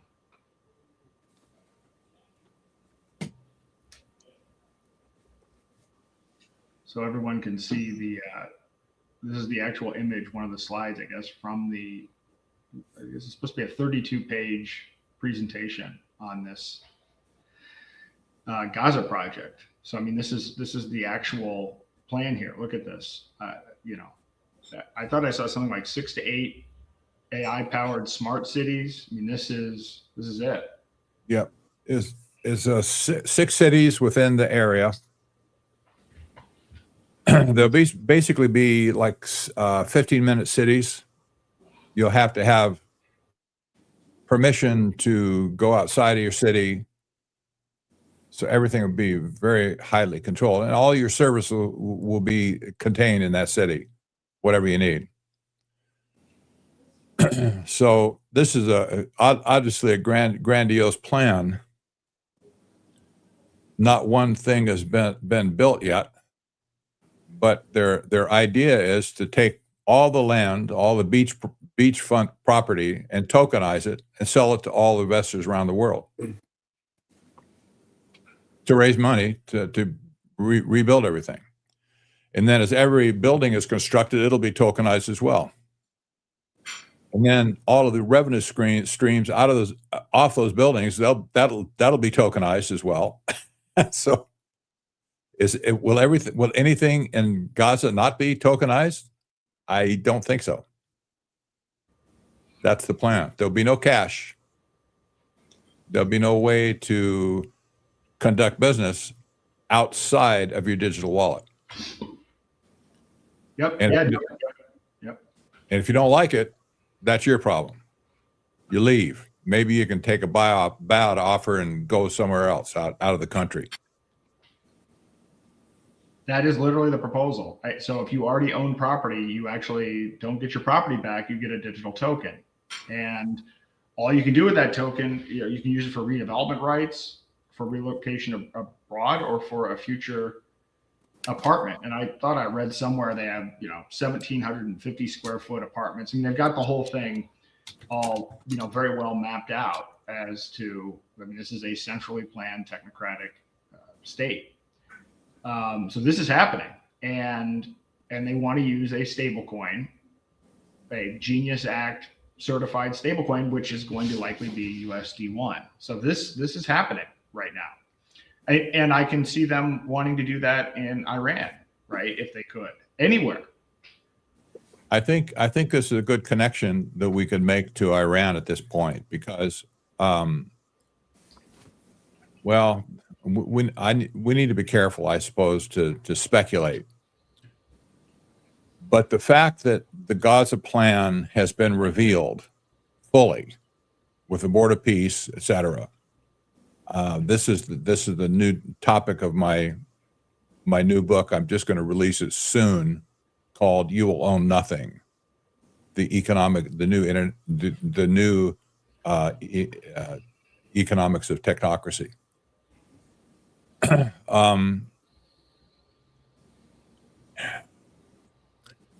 With regard to Iran now, some people have written about people close to Trump that have said his final decision to bomb Iran was outside of the norm that the military and intelligence communities were advising him. I'm just saying. I'm not speculating on that. Several people have reported this. So that means you have somebody who has a financial interest in a place like Gaza. And by the way, he'll make trillions of dollars off this. This is not chump change. He will stand to be the major recipient of trillions of dollars off of Gaza and the corridor as well, if he's successful. So he has dollar signs in his eyes, or tokens on his USD1 in his eyes. I don't know what we call it at this point, tokens, who has the ability to declare war on another nation, as scurrilous as they are. I mean, it's a horrible nation run by, idiots who just want to oppress everybody in sight. But that aside, he has the ability unilaterally to declare war on a country who will potentially benefit him to the tune of trillions of dollars. If they can then roll over what they've started, the template that they've formed in Gaza, if they can roll that over on Iran, just think of the possibilities. Talk about beachfront property. This would be the coup of the century, the millennium, actually. So what I'm trying to pull up right now, last I checked, we've spent over $20 billion. And I say us, the taxpayers have already spent $20 billion. I'm seeing now that at least a couple of hundred American troops have been injured or killed so far. And, Trump they're talking about how, well, this could last 6 months or whatever. Well, if their objective isn't, necessarily just removing the regime, but literally, as with Gaza, leveling the place so that they can go in and do a reconstruction project, right? Because it wouldn't be just enough. There's no point in just going in and being targeted and strategic. If your idea behind this is as a reconstruction project, you actually want to level everything. And it certainly seems like they are positioning themselves for that. I mean, now we have, talk about 5,000 boots on the ground, and we're moving more and more and more assets there. This all has a different look and feel to it if you're framing it and looking at it from we need to demolish this before we can do a reconstruction. And so they're literally getting the taxpayers to pay for it with their dollars, and they're getting troops to pay for it with their lives for a reconstruction project. Mm-hmm. Yeah. And it's not likely at this point that Iran will be flipped into some other form of government. Maybe a government less oppressive, if that's possible. Like maybe that's how the government in Saudi, maybe the UAE, Qatar, they're all repressive up to a point, but they don't hammer everybody every day. And so the people have some modicum of freedom, I suppose. Not really, but you get the point. There's degrees of Islam, and we have to figure for sure that the Shiite Muslims that lived in Iran, they're hated by all the other Islamic countries around. So at this point, the type of government likely will be set up will be an Islamic government of the Sunni version of Islam. And if that happens, the reason I'm mentioning this is if that happens, you'll see another flood of Islamic money coming into USD1, Trump's financial World Liberty Financial Company that's already owned by 50% by the sheikh from the UAE. That's another story. But at this point, Trump has decided that Islam is a perfect setup for an asset-based system, and he has no problem with the way those countries are being run. There's no freedom at all, really, in any of them. But he's cozying up to them and saying, hey, we can do business here. I'll build hotels for you or whatever. You give me money, and we'll be happy going down the road together. So if somehow Iran goes away from Shiite Muslim ideology and can be tamed down to accept another form of the Sunni flavor, the team would all be on board at that point. This really bothers me that 1.8 billion people on the face of the planet are Muslims. They're all beholden to Islamic finance because they can't, debt is outlawed for them. They can't have any debt at all. There's no debt in the system at all. They're an asset-based economic system. This is why they've been hot and heavy going after the fintech world for a long time. I scratched my head earlier and like a few years ago. What do they care about fintech, for Pete's sake? Well, now you understand why. I think because the asset tokenization that suits them perfectly. So, Trump he's merging his operations with the Islamic world, bringing them into our world the Western world through tokenization.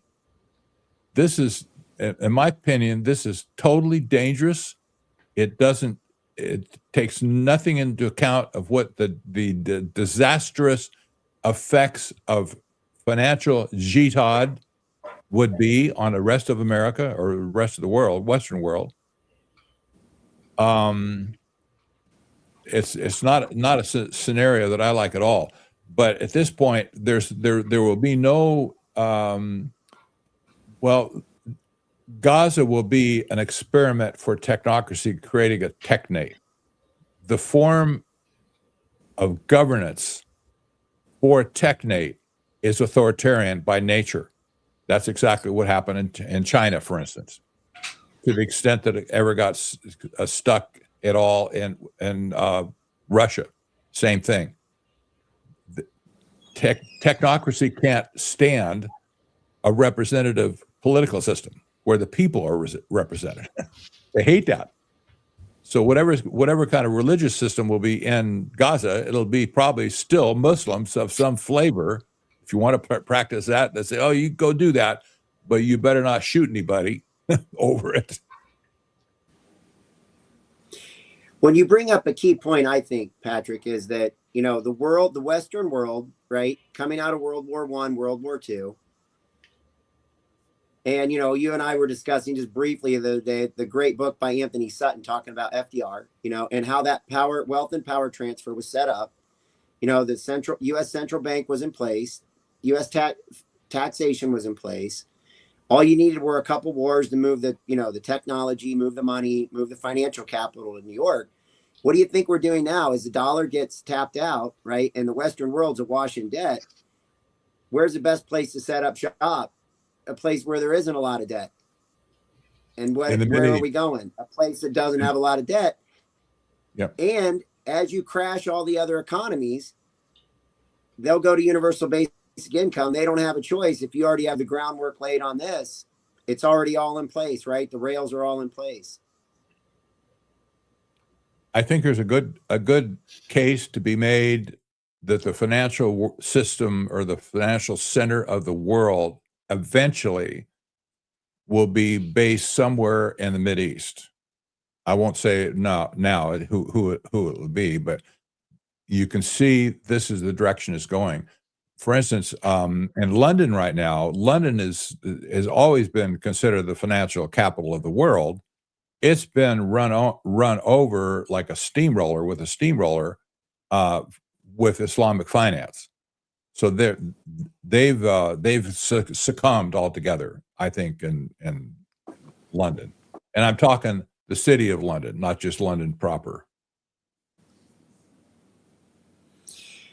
Well, and, you know, we can't forget what the World Economic Forum said. You know, there won't be one financial capital. There will be multiple. And so maybe this goes back to that Trilateral Commission. And you would know better than I would on that because you've spent a lot of years studying that.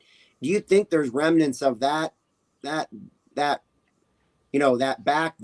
of the Trilateral Commission working its way through this whole thing, even though it's being renamed, you know what I mean, as a Board of Peace, not the United Nations, not this, not that, but it's the general same framework, right? It's, you know, Rockefeller control versus maybe a nuke control or something, right? They're taking the same playbook, modifying it. I don't know. I mean, could we have multiple, maybe one in Asia, one in the Middle East, and one in the West, you know, something like that? Or is it just going to be, maybe it has to be led by the Middle East because they don't have the debt. When the West blows up, I mean, if you look at the world debt clock, there's nobody in the Middle East that shows up on there except Saudi Arabia, right? Saudi Arabia has a public debt to GDP ratio of 32%. That's 1/4 the US. We're like 120%. And so are all the other Western economies. And they have an external debt to GDP of 23%. So they essentially have almost no debt, you know, and nobody else even shows up on the radar. It just feels to me like when you're ready to blow out the debt and you're ready to have a sovereign debt crisis, you go to a place where there isn't debt and you set up shop. That's sort of what it feels like to me. Yep, I would have to agree with you. I wouldn't speculate to say this is going to happen, but there will be a propensity for it to happen if we really blow up in our country, especially. And maybe the big banks like J.P. Morgan, Chase, and Citicorp, et cetera, maybe those banks have enough of a beachhead already in places like Dubai and the UAE and et cetera, and Riyadh. They have huge financial centers there. Maybe that's enough for them to be relocated or co-located in another country and just forget New York City, make New York City basically a franchise of the mothership. Yeah. Yeah, that's kind of what I feel going on. You know, when you look at history and you look at, you know, like I told you the other day, I refer back to Anthony Sutton's book on FDR all the time because, you know, you have to think about how they've thought in the past, you know. I mean, you know, we could tear that book apart and go through that thing over and over again. But you don't realize that the Roosevelts, there's a whole story behind the Roosevelts that goes deep. I mean, it's very, very deep. And this is a lot like, you know, these regimes, you know, like a Trump, Witkoff. I mean, it feels very similar to me. You know, you had this Roosevelt empire that was built, you know, from Teddy to FDR to all the cousins and relatives. It just feels eerily similar to me, Patrick. I don't know if you remember that book well enough to comment on that or not. Oh, a lot. And all I could say at this point, it was historic when he wrote it. It was precedent when he wrote it, for sure. But today, the dollar is over. It's dead man walking at this point. And all the things that are related to the dollar and other paper currencies around the world that are all based on debt, like the issuance of debt to survive, this system is over. It's a stinking hulk at this point. And they're throwing it all to the wind in favor of a new economic system. This is what I've been talking about for a long time. I can't process, honestly, I can't process in my mind at one time because it's so big. I just can't put my head around it.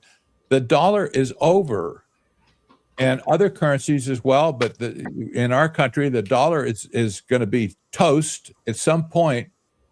And the thing that started with the creature from Jekyll Island, I'm going to talk to Ed about this, I think, in the future, just to see what he thinks. I think that creature now is all but dead. This is what David Rockefeller saw in 1973 when he teamed up with Zbigniew Brzezinski to resuscitate technocracy under the label, the New International Economic Order. I think he saw a vision.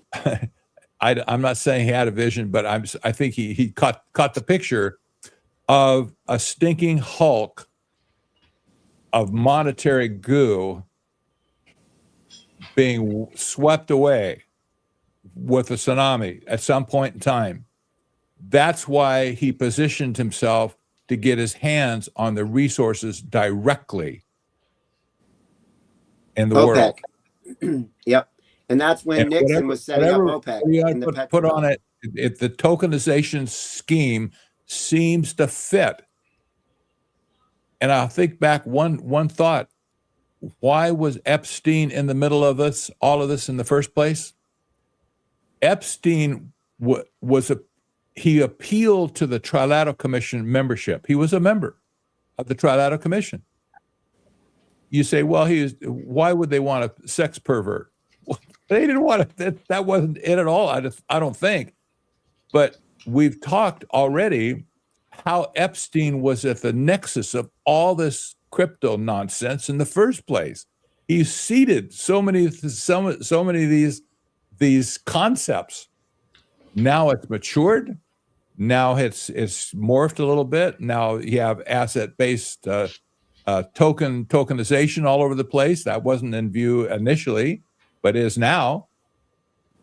So the Trilateral Commission was instrumental in two things: creating a new financial system that could sit on top of the resource base of the world, and secondly, how do you get rid of the leftover carcass of the old system?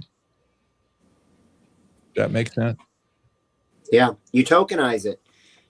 So this is why, despite the fact that we're in the middle of, potentially World War I and we're in the middle of a government shutdown, the government is so adamant about pushing the Clarity Act. Because you have to ask yourself, why would that be a priority? And I know, at least in my feed, this is something that has the administration's direct involvement from the top down. They are aggressively trying to push this. Now, by the way, the weather today and everything else, I guess my understanding is if this doesn't get done in April, this might actually get pushed off this year, which I will tell you we want to have happen. If you want to slow down technocracy, then stalling the Clarity Act is absolutely critical. It's one of the most important things that we can do to buy more time.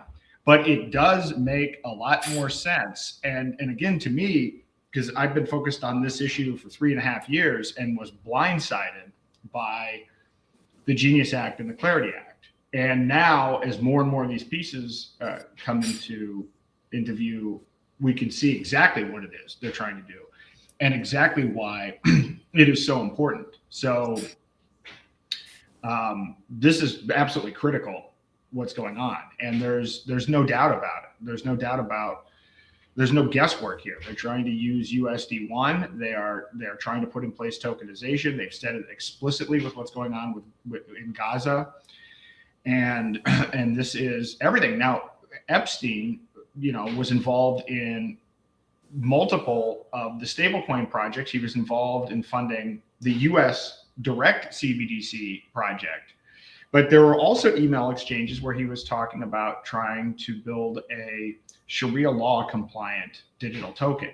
So as you dig deeper into all of this, then that makes more. I've got to go back and look through. I'm not done with the Epstein files. Part of the problem is you search this stuff, 3.5 million pages is tough to go through, and then there's the OCR process, and then all these weird characters. So, for instance, if you search for bit space coin, you get different results than Bitcoin, all one word, and so then it's amazing the kind of additional information you can get just trying different combinations of search terms. And so, but yeah, I think you're right. When with Epstein being part of the Trilateral Commission and direct involvement with Rockefeller and everything else, and actually, managing money on behalf of the Rockefellers, this makes more and more sense. And it makes more and more sense why he was referred to as Larry Summers as Mr. Money. Well, and Larry Summers, and then don't forget, Mark Rowan could have been Secretary of State. You know what I mean? Like he's another Larry Summers in the making. You know what I mean? And he could have been Secretary of State. Instead, he finds his way onto the Board of Peace. You know what I mean? Like there's no difference really between Mark Rowan and Larry Summers. At least in terms of, right? The positioning that they both could have had. What we don't know is behind the scenes who's been blackmailed more. But we do know Mark Rowan had interaction with Epstein, and obviously we know Larry Summers had interaction with Epstein, and they were both one was a Secretary of the Secretary of Treasury. That's what I meant to say. And I don't know. It just feels like they're plug and play, right? It's like, okay, we got this guy, plug him in. We own him. We've got him blackmailed. Part of moving the process forward, wherever they're at in the process. Does that make sense? Until Epstein came on the scene for the Trilateral Commission, I've never seen anybody on the Trilateral Commission up until that point who was a financial guy for one, but he was a math genius on top of that. And they never had somebody that was that tech savvy to make this whole system work. I can't I can't imagine anybody else on the Trilateral Commission at that point who could have done what he did to birth the crypto industry. We'll never know because, well, he's gone, I guess. Maybe he's on another Caribbean island thumbing his nose at all of this. Who knows? But it doesn't matter at this point. He's out of the picture. But the dirty work he did for the Trilateral Commission wasn't blackmail. It was all the financial stuff that he did for them to set the system up. And now you see all of a sudden they're collecting the money. By the way, AJ Banga, the head of World Bank. This is one of those positions that's been dominated by the Trilateral Commission forever, since 1976. Yep. And there's been a couple that weren't associated with the Trilateral Commission, but Banga is, okay? So Banga, he has engineered a bank account, it's not private bank account. He set up a bank account on behalf of Trump and World Liberty Financial to receive the money that Trump, as president, said that they're going to get, the $10 billion that he pledged of our tax money, and other money like the $1 billion fee to join the peace board. AJ Banga is ready to receive that money, and Trump will be in charge of that money, however it's going to be distributed. Who has this kind of a relationship with the president of the World Bank? You call him up and say, hey AJ, can you set up a little slush fund for me? I want to do some business out here, whatever. Who does that? No, this is crazy. Unfortunately, there's been no money put in that account. So as far as I can tell so far, I don't think we'll see a register on it necessarily, but I think no money has gone out of our treasury yet. But this is supposed to be the bank account that will fund all the development in Gaza. Yeah. Just add a little. Can I just add something real quick, Aaron? Yeah. Okay. Hang on to that thought. In 2019, this is hilarious, right? Donald Trump he considered nominating his daughter Ivanka Trump head of the World Bank. I don't know if you remember that or not, but I just had to throw that in there. Go ahead, Aaron. That's it. Well, I was just going to say the $10 billion hasn't been funded yet, and in theory, it requires congressional approval. Yes. And look, again, at this point, we have no speed bumps whatsoever. We just have technocracy with absolutely zero resistance. And it almost seems like, the midterms couldn't come fast enough. But nevertheless, people need to become aware of what's actually going on here. I mean, the war is a travesty in light of the fact that there was no smoking gun. Trump has already said Kushner was one of the main reasons that he decided to do it. And this $10 billion should never make its way to the Board of Peace. Again, the idea that our taxpayer money and blood and so forth is being used to finance and create the circumstances for a technocracy that America doesn't benefit from at all. It should be, we've got to figure out how to tell that story so that everybody understands what's happening here. Yes, we do. Yes, we do. And by the way, when Trump signed the executive order authorizing the Board of Peace and the money, the $10 billion that was pledged, he made a big deal to announce that, whoa, we're pledging $10 billion bucks. The diplomatic side of that EO supposedly put the Board of Peace under the umbrella that other organizations enjoy, like with the with the United Nations, for instance, the World Health Organization, even almost the Bank for International Settlements. They're a tier above what Trump has done, but Trump has surrounded any activity of his as a private person. He's this is complicated. He's president of the United States. He can sign an executive order to grant immunity basically for all these people who are going to be working with them, including him, in Washington, D.C. This is incredible. They can't be touched by the IRS. They can't be touched by the State Department. They can't be touched from any authorities like the FBI, et cetera, in our country, unless they commit a capital crime like killing somebody. Then they can get arrested. But otherwise, they're basically, they'll be, as the term, they'll be without portfolio. You can't touch them. Leave them alone. Yep. I didn't even. Well, you know what? It gets worse. So I was going to, even beyond Project Sunrise, we have now the Sun's drone empire.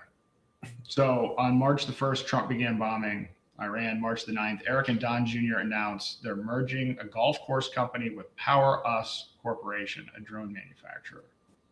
Ticker symbol PUSA. So there's a $1.1 billion Pentagon drone dominance initiative earmarked for American-made drones. The Sun's companies are positioned to profit off of this. But that's not all. There's a full defense portfolio here. So not just this Power Us PUSA. The Trump Sons have built an entire defense portfolio. There's a company called Extend, a $1.5 billion Israeli AI attack drone company. I guess Eric Trump is involved with that. These are some of the same drones being used in Iran right now. There's Unusual Machines. Trump Jr. is on the advisory board of this, consumer and commercial drones. And Craig and I talk about this one a lot because it's in his backyard. Anduril has a $60 billion valuation. Trump Jr.'s firm, 1789 Capital, has a major stake in this. And they're positioning themselves, and we talked about this on another episode, but for the Golden Dome, the next generation missile defense system. So at least two Trump Jr.-backed companies got contracts worth hundreds of millions of dollars from the Pentagon in 2025. We're not even talking about this year. So father starts the war, sons own the weapons companies, in addition to everything that we've talked about from a reconstruction and pushing technocracy perspective. And it doesn't end there. I just saw on my feed earlier today that I guess Trump's putting JD Vance in charge of fraud. I joke, presumably to be in charge of executing it, not stopping it. But I guess the new thing now is JD Vance is in charge of that. And JD Vance has tons of investments in. He's got his whole technocracy portfolio. He has $250,000 in a VC fund that he helped launch. That includes 4 companies that are now getting Trump-Vance administration contracts. We have Hermes, a hypersonic aircraft that has a $9.36 million DoD contract. Anduril, again, you have JD Vance involved with that. And I don't know if you knew this, vice presidents apparently are exempt from federal ethics divestiture requirements. So that's handy. That's convenient. Maybe he won't run after. Maybe he won't run after all. Maybe he'll run. Maybe he'll let Marco Rubio run at the top of the ticket so he can continue to monetize. I mean, look, Dick Cheney did a good job with that too. I guess that explains the $1 million per year that he was getting. So the vice president is invested in companies that are actively getting contracts from his own administration, and it is legal because vice presidents are exempt. you wonder now if there would be enough angst by the time the midterms are over. Maybe the Dems will take the House, maybe not the Senate, but I wonder if there'll be enough hostility in the Republican camp and the Senate especially to actually go through with the trial and throw Trump out of the office altogether. At this point, I think it would be a knee-jerk reaction to impeach Trump if the Dems take the House. I can't imagine they would not do that. Oh, Then, yep. after that, it would go to the Senate. And if the Senate could try him, or did, or whatever, I could see enough Republican senators crossing over the aisle to throw him out, convict him. Because yeah, go ahead. Sorry. Go ahead, Patrick. Well, all considering everything that we're talking about, all this is, you can't even call this graft. You can't, I don't know what you can call it at this point. It's not necessarily all illegal, but whatever is going on, it's big, and it's a betrayal of the American people, in my opinion, all over. This is what our book was all about. This one, as a matter of fact, the final betrayal I wrote with Courtney. If enough people get wind of this, there's going to be huge pressure to throw the bum out.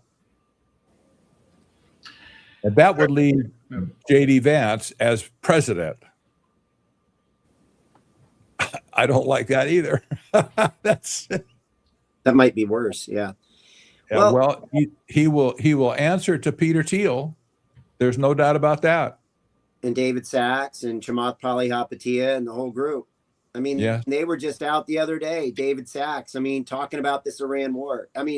I was going to send you a clip on that, Aaron. It's almost mind-boggling just to sit there and listen to him, because he's our part-time crypto czar.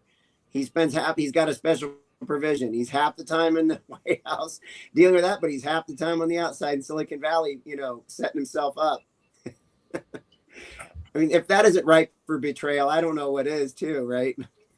No, it's all betrayal. Again, it's like, oh God, there's no conflict of interest because, I handed it over and now my son controls it, but I divested myself. This is why I say that we don't have a rule of law or a constitution, because the people that are running things don't follow any of these rules, and they come up with loopholes that they get to work around. And so now we're out bombing countries and doing these reconstruction projects and funding all of these things. And they may be legally covered, but this is the complete disintegration of the fabric of America.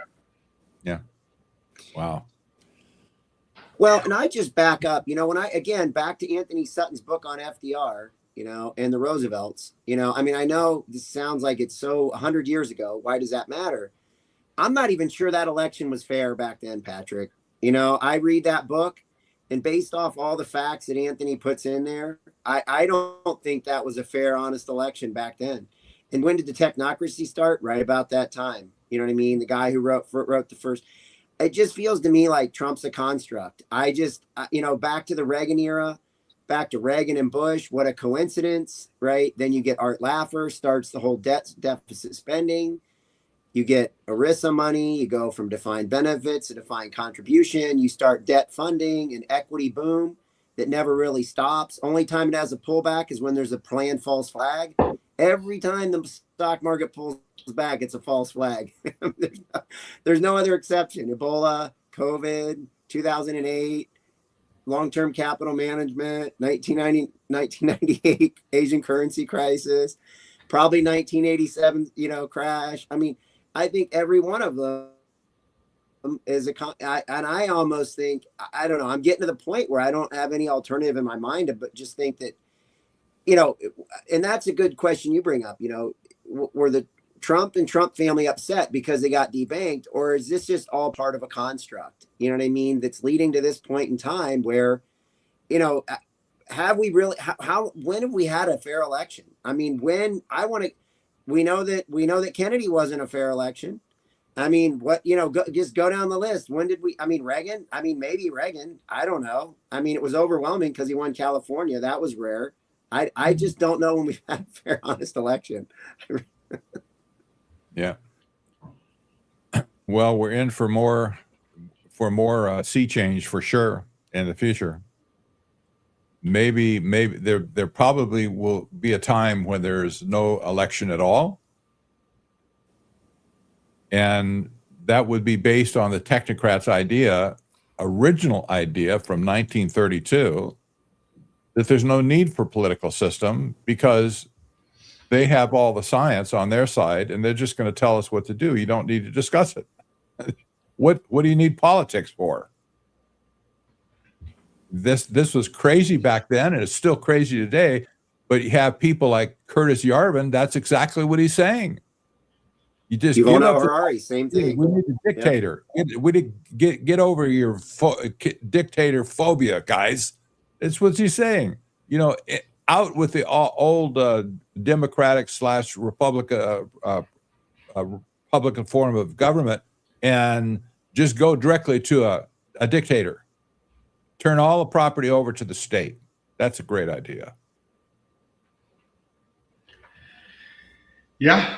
That's what he was pushing for. And again, a lot of libertarians that I've learned recently are buying into this, and, kind of shocking in a way, like this is happening here in New Hampshire. There's been this whole push for, it's a pushback against woke culture and DEI, but it is a reaction.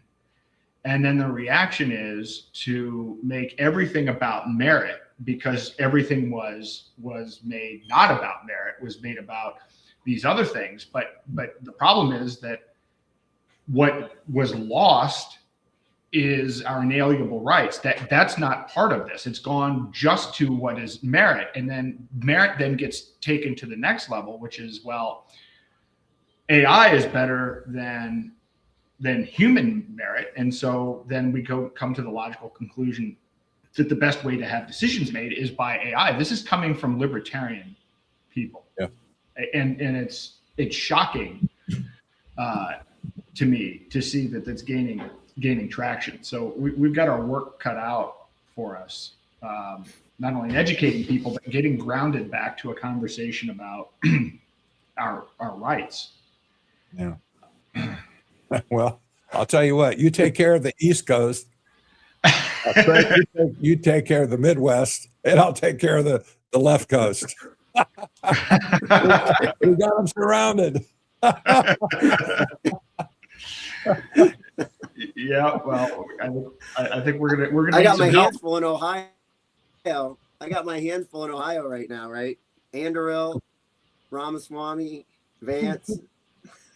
What else do we have? Oh boy, yeah. Yeah. No, Ohio really is. When you think about it, as we've been talking about this, Ohio's become ground zero. Between Vance funding, Thiel funding Vance out of there, and of course it makes sense if you want somebody to ultimately become president, then you pick somebody from the important swing state of Ohio, and then now all of a sudden everybody's isn't there Erebor Bank there also? Erebor Bank, Peter Thiel's bank. Yep. So yeah, you're like that's going to surface. Give that time. Erebor Bank's coming. There's going to be headlines. Give it 6 months to a year. That's going to be in the headlines. Erebor Bank. I almost guarantee it. Oh, and it'll be a major player with stable coins and asset tokenization. I guarantee that's going to be their big sweet spot in all of this. Yeah. So, look, we have here 1 family, 4 wars, 5 asset classes. You've got, the Trump sons involved with drones and weapons across 4 companies. The Trump family's involved, crypto via World Liberty, money from UAE, Vance Defense VC Fund with 4 contracts, Lutnick with tariffs and rare earth and stable coins, Kushner with Gulf billions and Gaza reconstruction, Rowan's $115 billion Gaza play, Witkoff, real estate, crypto, peace negotiations. Compare this to, what was considered to be the previous worst situation, which is, Cheney with 1 conflict, right? 1 guy, 1 company, 1 war. this is an entire portfolio. That's how, to me, this is how big of a deal this is, and we've got to figure out how to get this word out. Look, I will say on the positive side, I think that this war has backfired in a big way. There is not the support. Usually, when they do one of these conflicts, there's initially like 80 to 90% support out of the gates. Then maybe people learn about it 10 years later, and then it kind of erodes. But in this case, this conflict wasn't popular. I think it was polling at like 27% or something right away. And so, maybe there's an opportunity to get people to look at what's going on here, to understand the technocracy through the lens of this unpopular war. Yes, I would hope so, honestly. I don't know how my new book will fare. The title is going to be a little bit ugly because we have to talk about economics, but maybe the headline, "You will own nothing," will hit people where it hurts, because this is where it's all headed. Technocracy. It is, and I've got the site ownnothing.org for this very reason. I'm arguing that we already own nothing to a large degree, just from contracts and click wrap agreements and everything else.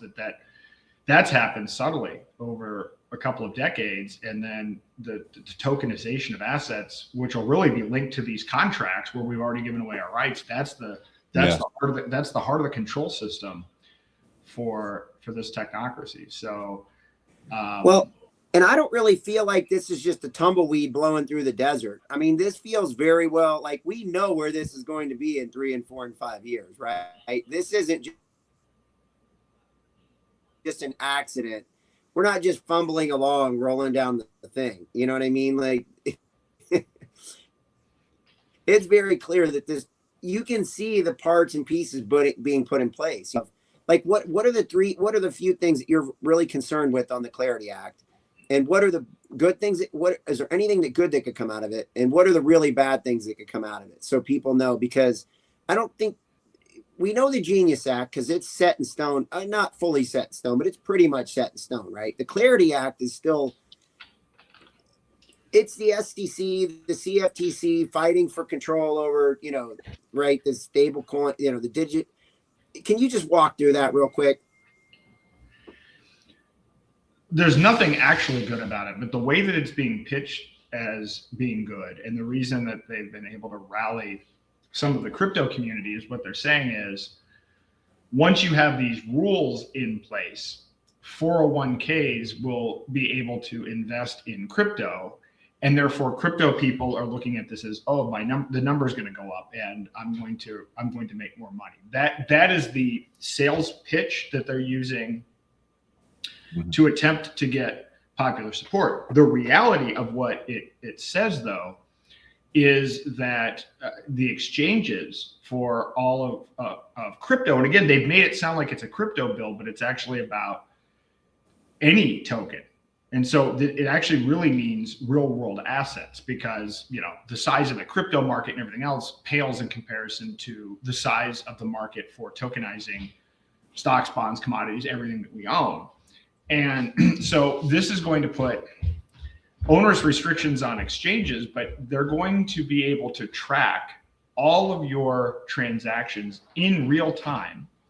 They have to have the ability to construct your trade. So not just, what you're doing in a moment in time, but the ability to track how your trades interact with one another. That's part of it. Yep. To then hold that information for 5 years, and to share that information, and this is the kicker, not only with multiple federal, U.S. federal government departments, but to also share this transaction information with foreign central banks. So that's the clarity part of this act. Well, it's a complete surveillance system, and then you add on top of that all the know your customer stuff and everything else. And so now this is literally where everything that you own becomes trackable, programmable, and censorable. That's what it actually means. And no one's looking at it that way.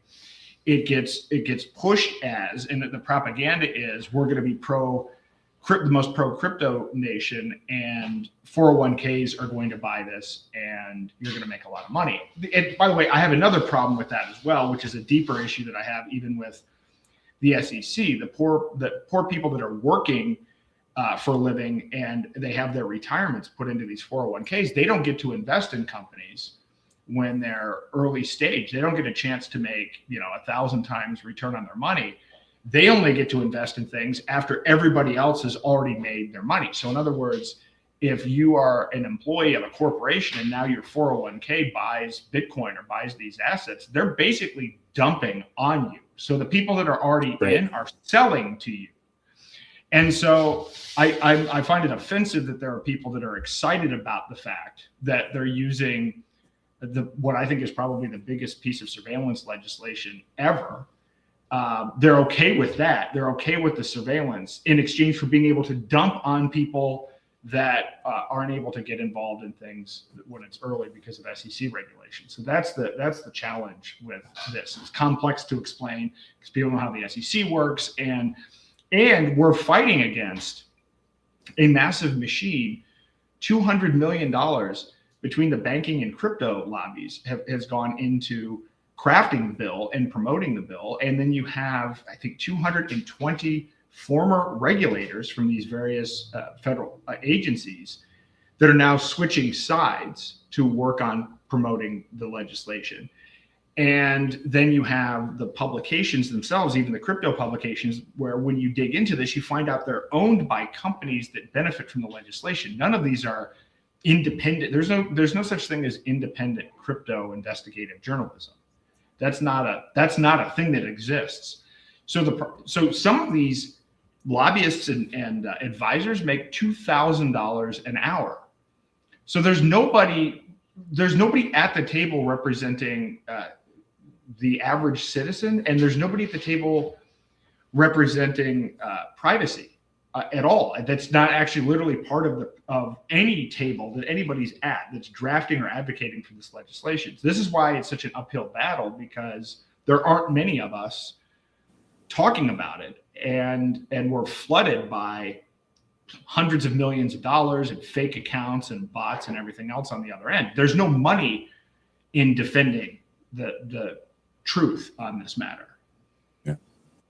That's exactly right. Wow. That's Hey, exactly Aaron, right. I need to split at this point. Yep. Well, thank you for coming on. It was great to have you, and great to have your I insight. know. Great conversation. We need to flesh this out, put it on the table for people to get it in their mind. I know we don't have all the answers. We have pieces of things, and at some point in time, I think we can put all those pieces together in a totally unified way. But this is the biggest story that will affect life in America going forward that anything possibly on the table, including even war in America. So we need to make sure that we stay on the cutting edge of it. Don't give in. Don't get hammered because people want to get after you for like trolls and stuff. Hey, you're an idiot, sort of thing. Just don't listen to them, man. Just slough them off. Oh yeah, wow. I'm getting used to that. I know. Aren't we all? I know. It's crazy world. Yeah. Well, hey, great conversation, guys. I'll bow out right now, but I'll be back with you sometime soon, I'm sure. All right, great. Thank you for coming on. You bet. Thanks, Patrick. You bet.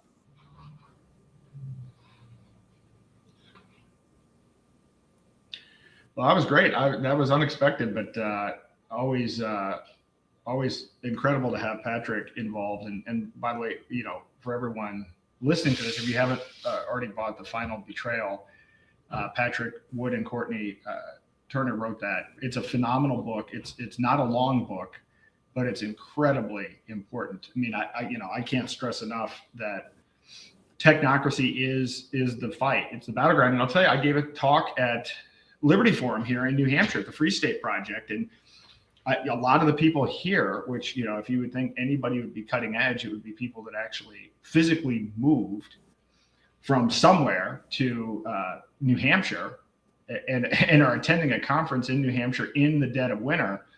But a lot of people are not aware of this. And I actually have to describe, for instance, the idea that, Peter Thiel's not a libertarian. Elon Musk is not a libertarian. They're technocrats. Technocracy is a political ideology. It's not about the application of technology to make things more efficient. It's an ideology. And so we're further behind, actually, in some ways than I thought. I mean, I've come to find out I've been talking about this stuff for 3.5 years, and my own backyard, it's managed to actually seep in here, where it wasn't, that nobody was pushing these kinds of concepts within this movement 3.5 years ago. And now there are whole initiatives that want to kind of bring this thing to New Hampshire. And they're using the meritocracy angle to this, which again, to me, is just a reaction to woke, but it's not principled. And it's certainly not libertarian or pro-liberty. So a lot of work to be done. I still have a few slides. I mean, some of this, defense stocks are surging, so on and so forth. Okay, all of that's not a surprise. RTX, who makes Tomahawk missiles, up 110%, so on and so forth. But I think it's interesting, and I haven't explored this much. I'd be curious, Craig, to get your thoughts on this. But do you know what's going on in Venezuela? How might what we're talking about today fit into Venezuela? Well, I think Patrick hit it up pretty well earlier that, from a big high up, 30,000, 50,000 foot view perspective, you have the Panama Canal is in play. You have the whole Caribbean sea lane that's in play. You've got down there, we've been dealing with, French Guyana, we've got Venezuela, Colombia, talks going on there. You've got obviously everything going on in Mexico. And, you were caught in the middle of that, right, with the cartels and all that kind of stuff. And I just think that this fits because what did Trump say? We're not even done with Iran, and he's already picking on Cuba. I don't know if you've seen that in the headlines, Aaron. Oh yeah. He's like, well, we're not quite ready for Cuba yet, and Cuba's got a long storied route. It's long storied, going way back hundreds of years, right? Essentially, when Spain came over, they would go into South America and they would loot South America. They would basically take some up the west side of South America and some up the east side of South America. And essentially Cuba was their rendezvous point where they were accountants, and they would basically, account for what they looted, and then they'd put it on a ship. And somehow they must have had some accounting process where they, over in Spain, that they felt like, okay, we trust this person or this process, whatever it may be, this bean counting process, put it on the ship, and then they'd ship it off to Spain. And so somehow they were accounting for that. So Cuba's always had a role in that region as a kind of a, and I guess I would say a little bit of an oversight or an authoritarian rule. And so with Venezuela, they've had connections with Venezuela. When we went in and extracted Maduro, who was there? It was a lot of Venezuelan, activity. So I think Venezuela, that from that perspective, I think that's the big picture view. I think from a lower level view, the whole goal is to remember Venezuela refines a heavy crude. That's a lot of what I think Iran does as well. And there's only certain refineries around the world that can deal with that heavy crude. You've got heavy crude, you've got light sweet crude. And Venezuela is one of those ones that's, a huge amount of reserves, but not very many people can refine that crude oil. And so the question is, who's going to move in there and, spend the money to,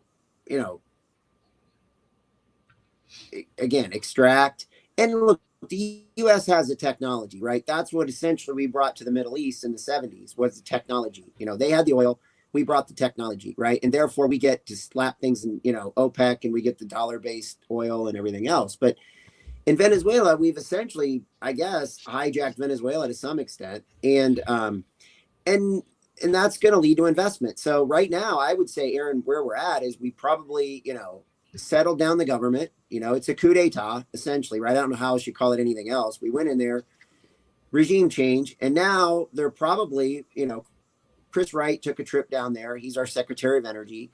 And I would say that they're in the process of, incentivizing and pushing money into that area to either revitalize old facilities that maybe got, dumped after Chavez, somewhere in the Chavez to Maduro, window of time.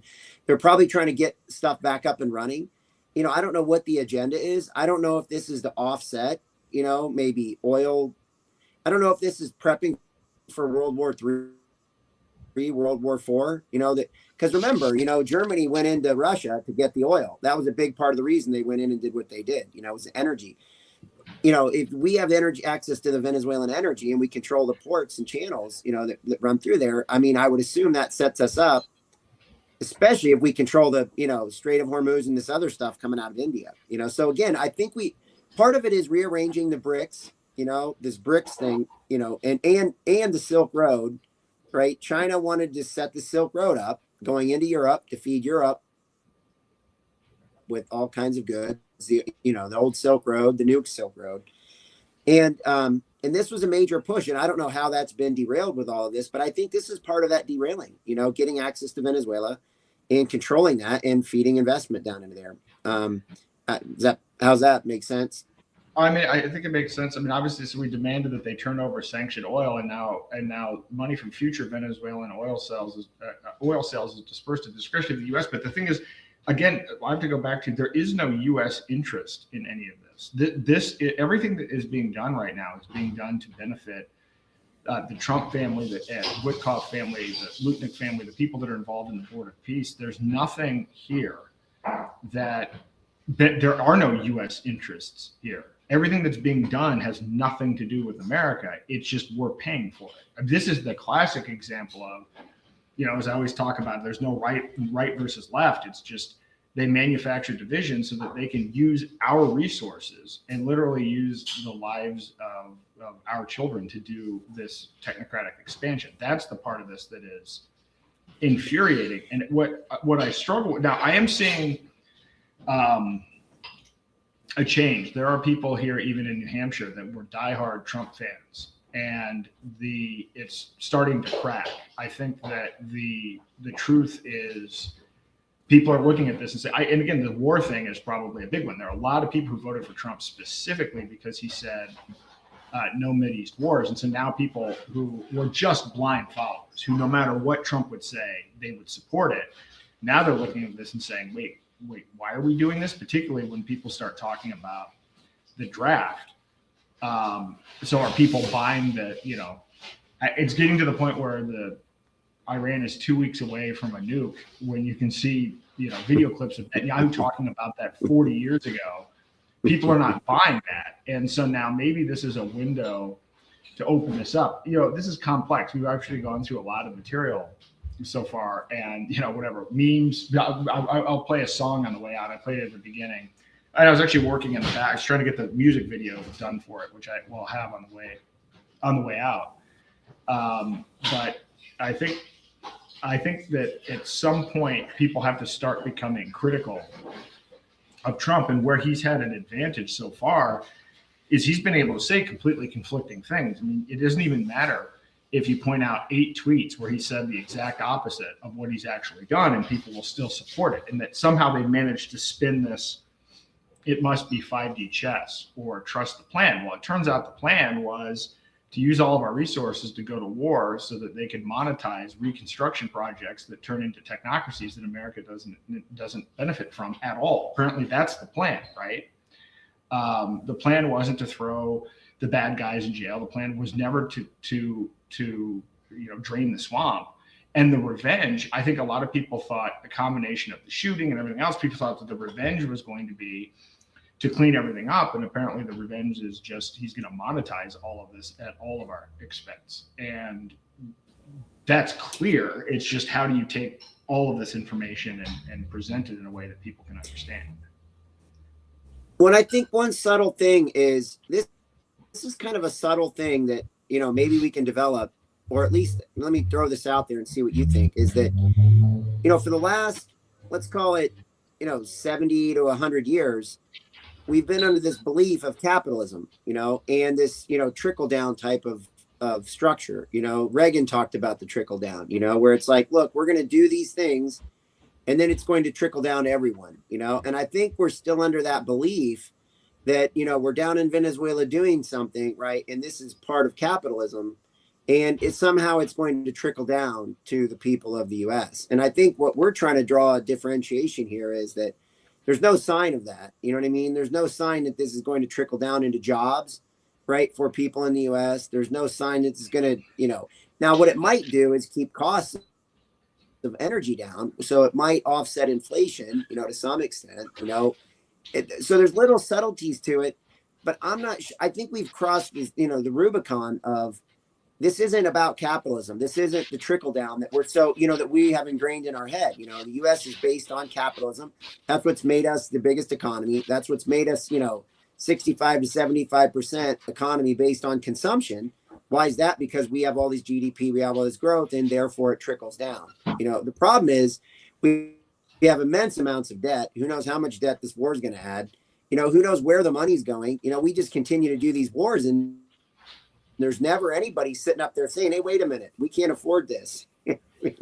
You know, Bessent, where's he, you know, with his calculator? He's never saying, you know, this is going to get pretty expensive, Trump. This is going to cost us $2 trillion, and we don't have that. Remember you said we were going to take in all these tariff revenues and offset that, you know, but we're not doing that. And so I think, does that make sense, Aaron, that subtle thing of like, we just are under this spell that capitalism always comes through for us. And we just assume that these things that happen are going to trickle down to us. Does that make sense? Well, but this isn't capitalism. This is a very sharp distinction. What's going on right now is the Board of Peace is not capitalism. It is not capitalism when you take taxpayer money and form a private equity firm and use war and human lives to then use more taxpayer money to reconstruct an area that the taxpayers don't own any part of. The U.S. doesn't own part of the Board of Peace. There are no dividends.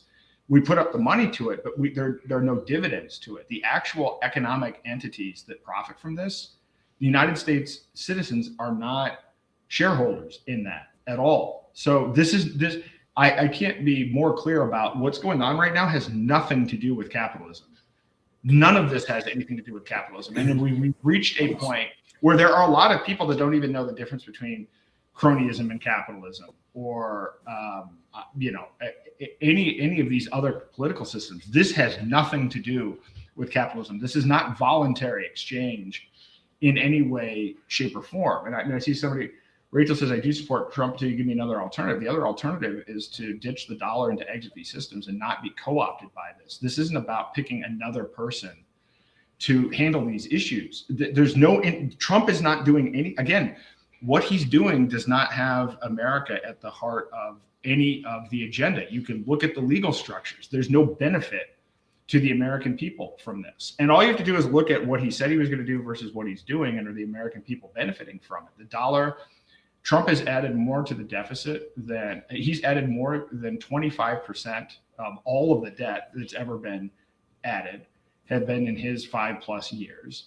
The job market is in the toilet. The only thing that we have is the stock market, which is artificially pumped. I mean, you actually look at this to the point where he's managed to convince people that the only thing that matters is gas prices. And this is a really cynical thing, right? Because if you actually look at inflation in a whole variety of other areas, it hasn't been all that great. But all of the memes and everything that he ever talks about, his talking point is all about gas prices. And now he's lost control of that.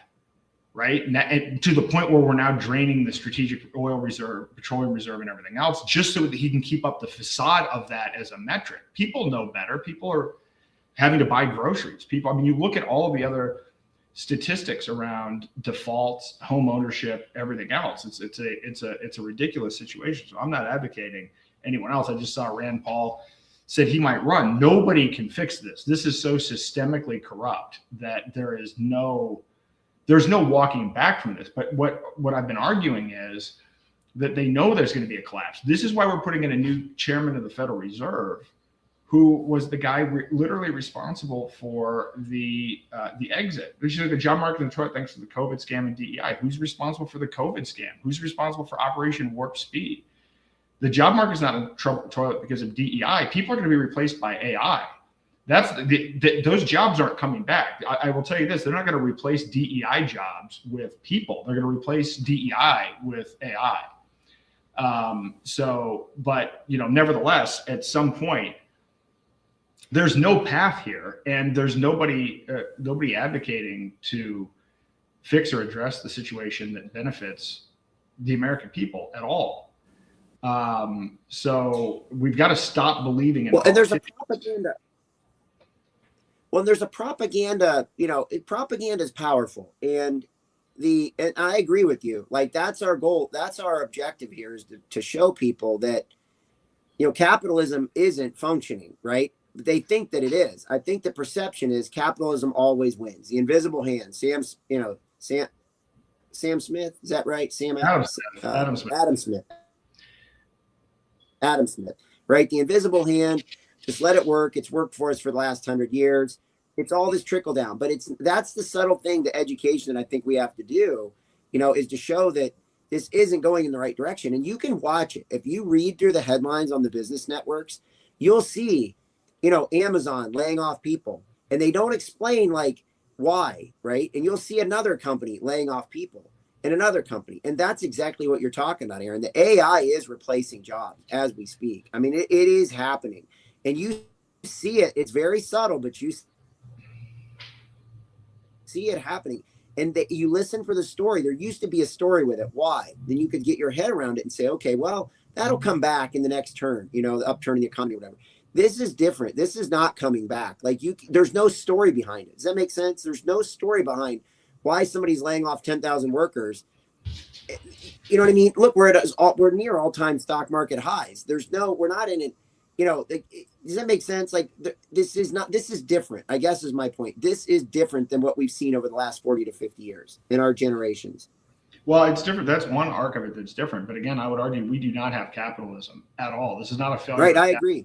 We haven't had capitalism in a long time. When I was involved with big tech in the 90s, big tech didn't have lobbyists in Washington, D.C. You now have venture capital firms that specifically invest in companies based on the likelihood of getting defense contracts. That was never part of what tech was all about. And the idea that Google and others became part of the censorship industrial complex is something that would have been unheard of in the 90s. And so we've completely lost the plot. I mean, and this is true with energy and everything else. And so we are very much, at best, surveillance capitalism. And actually, if you compare the U.S. to China, there's not that much difference when you look at the structures of the organizations that are building AI.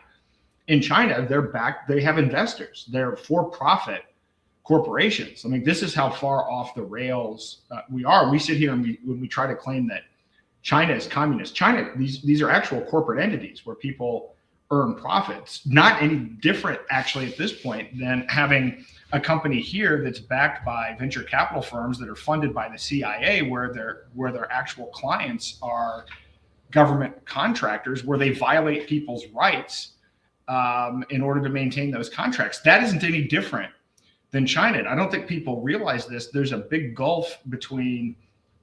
I mean, I've argued this. I think Trump is living in the 80s with respect to.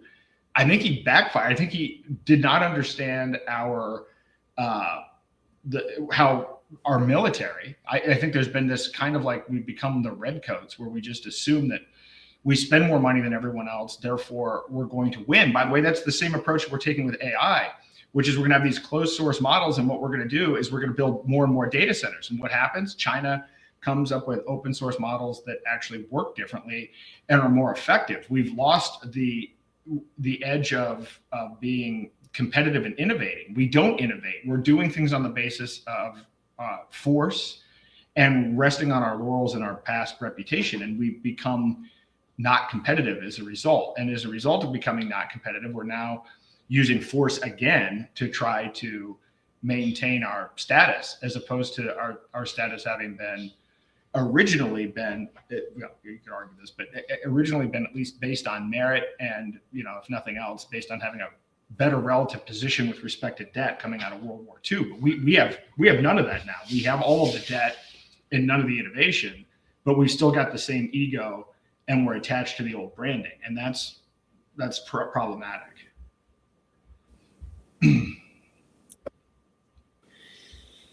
I agree. Well, and that's the same claim I'm making, with the capitalism. I mean, I think we just have this underlying belief that it always bails us out, and I'm just afraid we're at the point where that's breaking, and there's no intention to fix it. That's the thing, there's no responsibility out of the Secretary of Treasury, at all. I mean, there's never been a discussion. I don't know. Did you ever get that clip I sent to you to run? I sent it earlier today. I don't know if you can run it off of the Signal feed. Hold on. You sent it on Signal? Hold on, let me look. Yeah, it's Scott Bessent sitting there. This might be a good time to run it if you can get it. Yeah. Well, hold on, give me a sec. Let me see if I can find it. All right, here we go. Oh wait. When did you send it? Oh,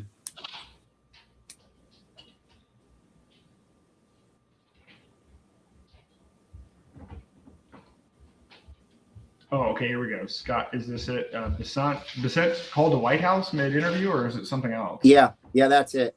Yep. All right, let me see.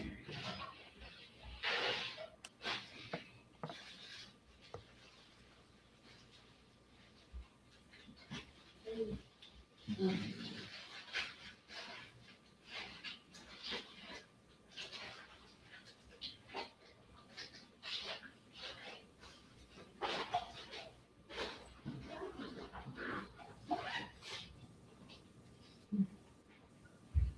right, here we go.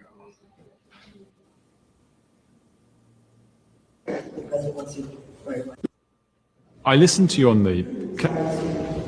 The president wants you. Sorry, the president wants you right away. Oh, okay. Okay. No problem at all. See you shortly, Mr. Secretary. You can work that in. Mr. Secretary, I have to say, it's a first, I'm sure a last as well, that an interviewee's been pulled away to go to the Situation Room. How was the president? Was he stressed? No, the president is in great spirits. The Iranian mission is proceeding well ahead of schedule. And I have to tell you, Wolf, that I have a teenager who's considering military service. And I could give this team my highest compliment, from President Trump to the head of the Joint Chiefs to the Secretary of War. I would say that I would trust my child's life in their hands. Dude, what is that? Dude, what is that? Wow. We could tear that apart in 10 different ways. What is that? Well, I've watched it channel that does body language analysis, and Bessent is usually very cool under pressure, very, he knows he's been programmed well, and he didn't do a very good job of hiding the fact that he was visibly shaken. Yeah. In this instance. Well, and then to come out and, just turn the tide into, the war's proceeding well. I have full faith in this administration, the military, and I would send my teenage son and I would have full faith. Like, dude, what is that? I mean, if that isn't trying to sell something, right? I mean, that's just a total sales job. Like, I've had a hard time trying to like Bessent, just because of his background, made money for Soros, left, came back, made more money for Soros, left, started his own firm, took $2 billion from George Soros, so where is it? Someone who spent 25 years in the Soros umbrella, where do your loyalties lie? And we've never called him out. And now what is going on with this guy? Like, if there was ever a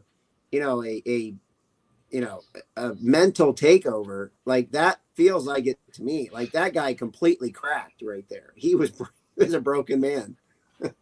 Well, look, I mean, at some point, you've got to, if you're a Trump supporter, you've got to be asking the question, why is our Treasury Secretary a Soros guy? Why is the new chair of the Federal Reserve the guy who bailed out the banks last time? Why does the Board of Peace have Tony Blair and the person from the World Bank, Jared Kushner? I mean, at some point, a lot of people, the first time around said, oh, he was surrounded by bad people and, He won't make that mistake again. These people are worse. Howard Lutnick, somebody explain to me why Howard Lutnick hasn't been forced to resign yet.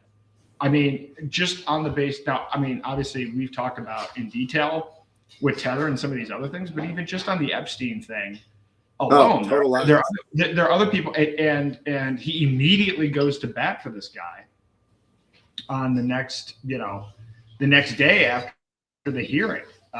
He's got Lutnick next to him. At some point, there's no. I mean, it's not even little confidence. I think that the people that he's surrounding himself with, possibly himself, are actively trying to harm the Constitution and the people because of their backgrounds. I mean, literally, these are just objectively. Now, of course, I think it's funny that the guy that was responsible for the transition committee and recruiting a lot of these people is Lutnick himself, which is a whole other situation. But no, so who gets canned is Kristi Noem, or I guess she gets reshuffled. But I mean, she's innocuous compared to the rest of the people, including Pam Bondi. I mean, again, how is Pam Bondi still in this position after the way that she's handled a whole variety of things? The Epstein files is only the latest, but I mean, she's got a pretty long, horrendous track record here. So is there anyone that you're confident in? I mean, and again, JD Vance wasn't picked by Trump. JD Vance was pushed by Thiel. And David Sachs and Chamath Palihapitiya, right? They're the ones that had the meeting in San Francisco that actually got him into the White House. Remember the fundraiser, right? Yep. That put it over, but it was Thiel who introduced him to Vance. I mean, I don't know. We're just I look at this stuff. I look at what's going on even with Iran, and some of it you can see, you can look at now the Board of Peace, and you can track these organizations and the financial interests and the money, but then seems to be an element of incompetence to it as well, because it seems like I don't think that they were prepared for. I don't think they thought it through. I don't think they thought through the Iran thing at all. They do seem to be somewhat surprised by the fact that Iran didn't just fold. Yeah. Yeah, I don't know. I mean, I'm not sure about that yet. But what I do know is this, when the administration started up and Elon Musk was in there, and the idea was we're going to cut all kinds of people and we're going to save all kinds of money. And then we're going to grow GDP. We're going to get all this growth coming in. People really lit up by that idea. They get that, right? Cut costs, make more money, So you can say, Scott Bessent can say, well, I don't want to bog people down with heavy numbers or whatever. No, people want to hear the numbers. So he could have come back from wherever he had to go, and he could have said, look, this war is expensive. We're blowing through stuff, but we're good. Here's how we're going to finance it. I mean, there's certain things he can say without jeopardizing, a country, and he doesn't. There's never any discussion with us about finances at all. It's all just hype. That's the worst I've seen. That's why I thought it was useful, because everything he says is hype. It's always clean up. In that particular case, I mean, he's offering his own son to the administration because he trusts it so much. I mean, I don't know where do you go deeper than that, Aaron? Like, what's the next level down? I think he just went to the bottom floor. There is no further basement lower than that, right? I mean, you know what I'm saying? Like, there's a huge gap between cutting costs, raising revenues, and, like financing a war, which we know is going to cost us $1 trillion, right? Before we're done, this is going to cost us at least $1 trillion. No mention of that, but he's offering his son to the war. I don't know how you go any lower. I don't know how it gets any worse. Well, I'll give everybody a little hint. So you'll know that you're out of time, and you no longer have time to get your money out of the bank and get your investments out of brokerage firms when Warsh goes on 60 Minutes. When he gets approved and he goes on 60 Minutes, that is your warning. When that's happened, it's too late. So I'm just putting that out there right now. On Friday, when you hear on Friday Kevin Warsh is going to be on 60 Minutes Sunday night, you better get there quick. You better get there quick. That's it. That was your last opportunity. And I'm not kidding about that. That is like when you go back and you watch Bernanke and everything else, and just even the way that they try to sell it. But just understand, why did Trump pick the Fed chair as the guy who did the bailouts of Bear Stearns and AIG? This is not an accident. This is a controlled demolition of the economy. That's why you bring that guy in. And I can't for the life of me understand how people could sell that Trump is a populist, or for the average person at this point, when he's literally surrounded, and it's not to keep your enemies closer. I mean, then do you have any friends? Because literally they're all enemies, or maybe he's the enemy. Because at some point, again, Soros's guy, you could put anybody in Treasury. Why would you put dissent there? It makes absolutely no sense. Why would you put Lutnick at Commerce? Why would you go out of your way to bring in a major fundraiser for Hillary Clinton in 2016 and make that the most important chair of your transition committee? None of it makes any sense. And, of course, it's possible he's not really driving the ship or making any of the decisions either. But it's funny that, he had his own family and people involved as advisors, and then they're not doing it this time. What are they doing instead? They're monetizing war. They're monetizing all of this policy. Well, we can't make excuses for him, Aaron. Here's why. I mean, he was at whatever street he and Epstein were on. He was at 9 and Epstein was at 11. They were on the same side of the street. They were neighbors.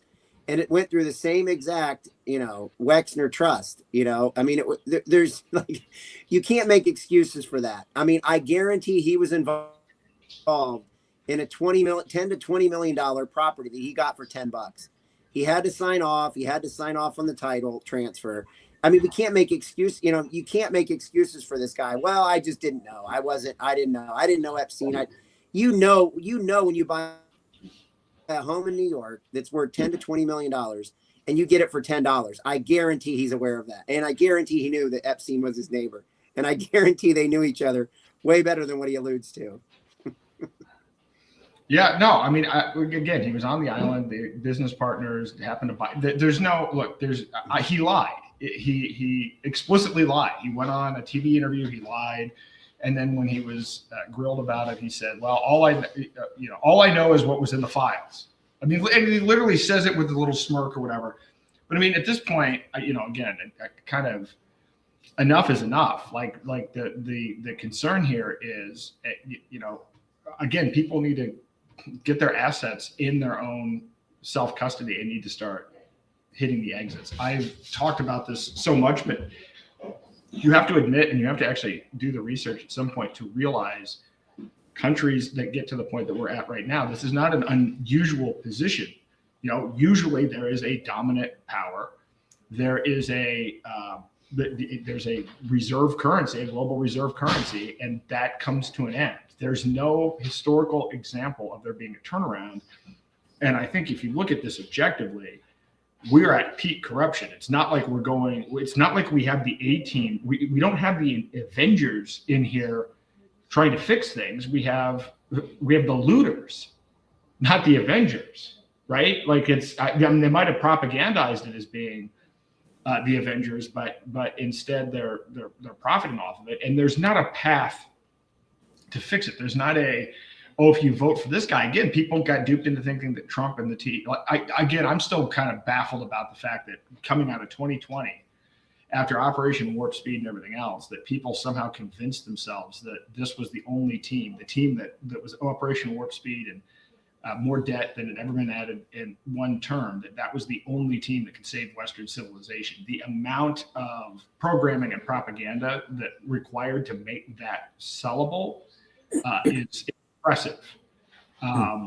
But, again, there's no,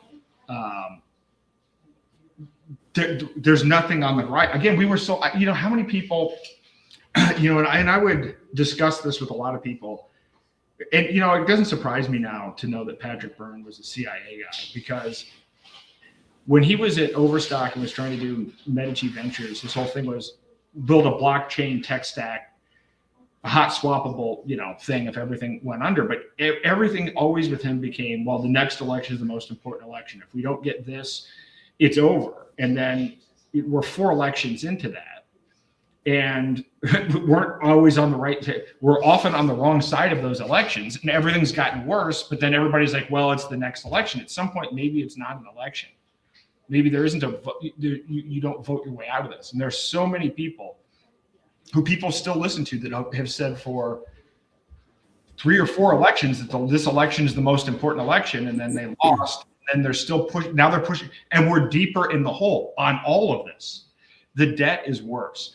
The entitlements are worse. The corruption is worse. The regulation is worse. The economy is worse. And yet people are still holding on to this. It's hard, but at some point you've got to acknowledge that maybe this isn't a voting thing, and maybe putting our faith in people to make decisions for us after they've ruined everything isn't the right idea. This is why I say you look at the Genius Act and the Clarity Act. So let me get this straight.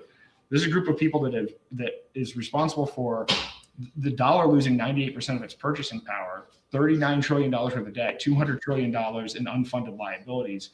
They use taxpayer money to fund their own sexual harassment suits, and then won't release the information about this. And they engage in insider trading. And this is the group that we think is required to provide clear rules of the road for cryptocurrency and how we trade assets. How does that make any sense? Why would you possibly get a good outcome from those people? And there's no one there to challenge them. That's the even better part, Aaron. There's no one at the table to challenge them. That's the even better part. I mean, again, but there are people out there that think, well, that buy the propaganda that, oh, well, we need rules.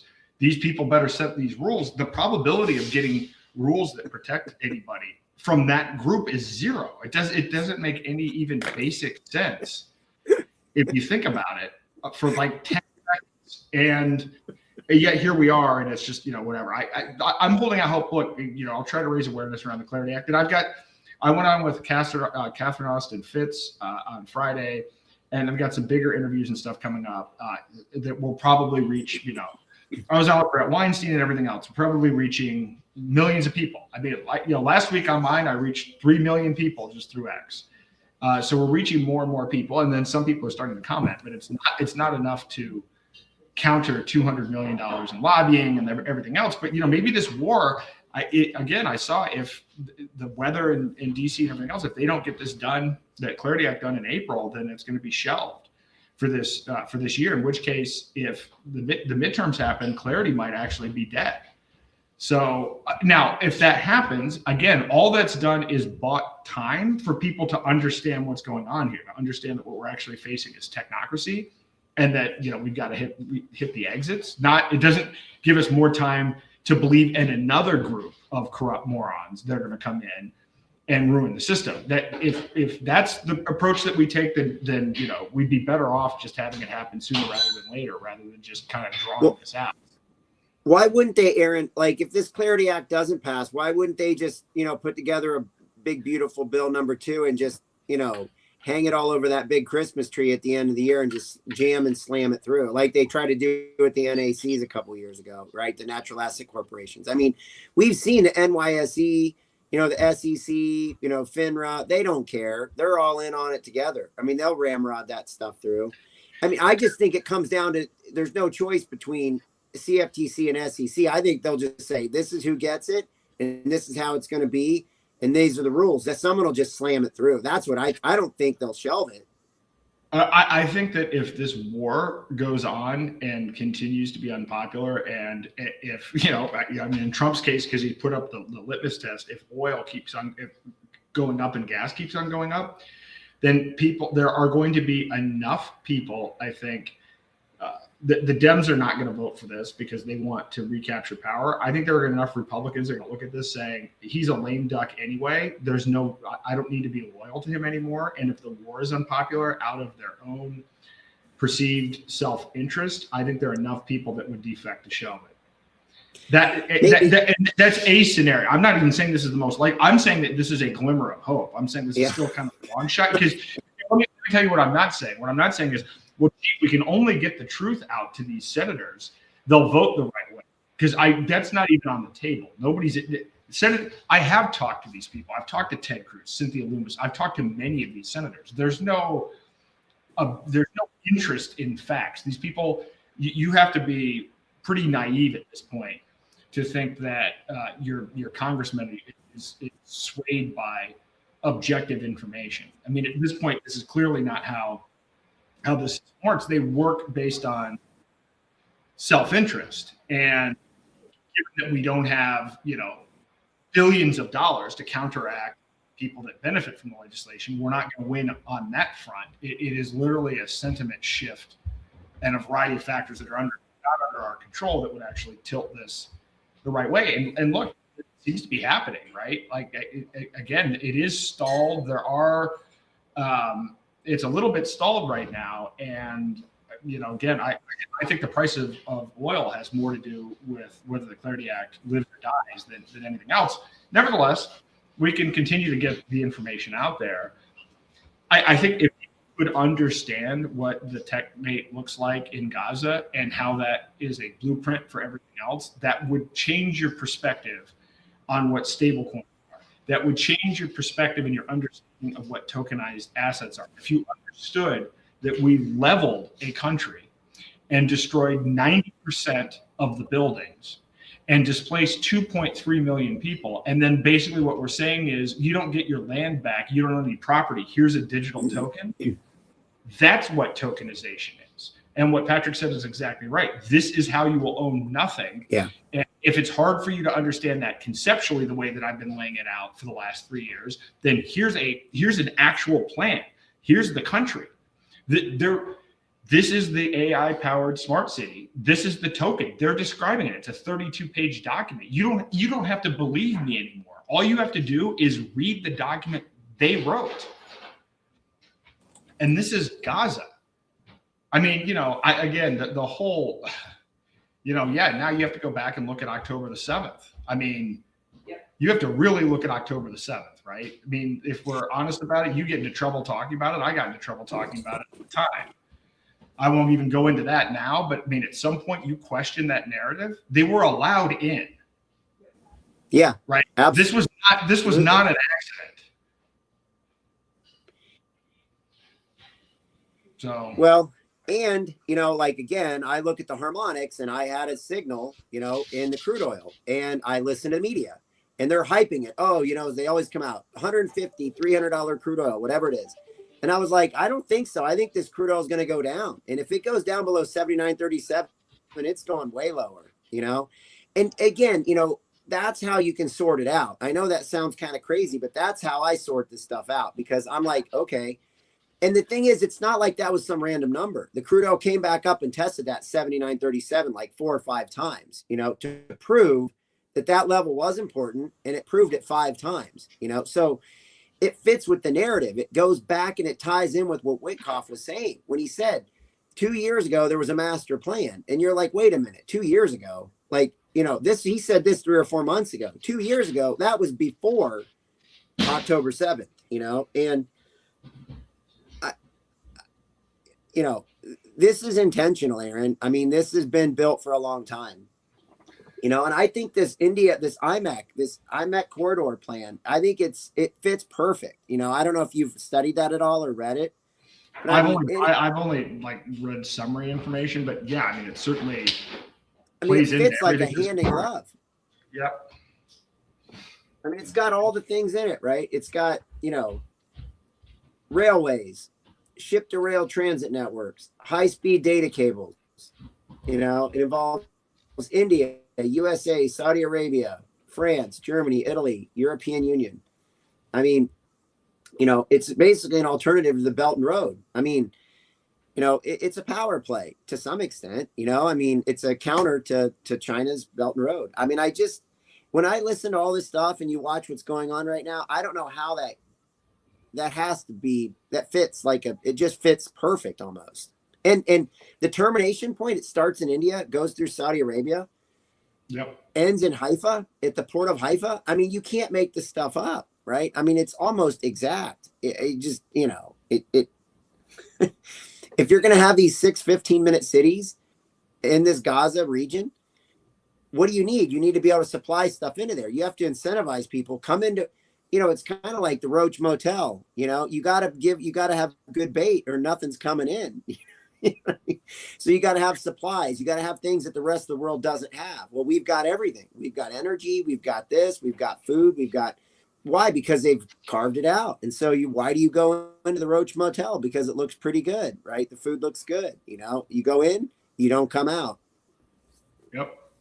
Yep. No, I think that's exactly right. So anyway, I think this was an important episode that we will expand on, obviously, as we continue to learn more. I'll work on a song and memes and everything else to try to convey this.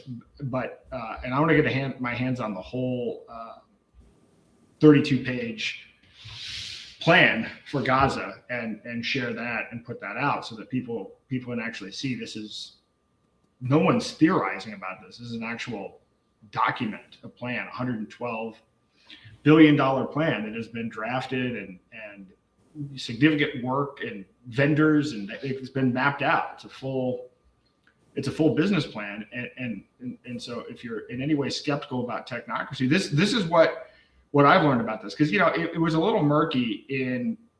You would ask yourself, prior to the election, that they're working on a technocracy, but you're looking at the UN and Agenda 2030 and looking at these centralized CBDCs, and you ask yourself, all right, well, how are they going to, they're working on the pieces, but it was unclear how they're going to put it together. Now, the key sauce for this has been to push private solutions that are regulated by government. And so then now you can understand how it actually works, right? And now you can see a specific plan in Gaza where it's like, okay, because you might say, well, how are they going to do a 15-minute city? Well, now here's exactly how they're going to do a 15-minute city. Here are the vendors they're going to use. This is the tech. It's got Oracle. It's got Palantir. It's got USD1.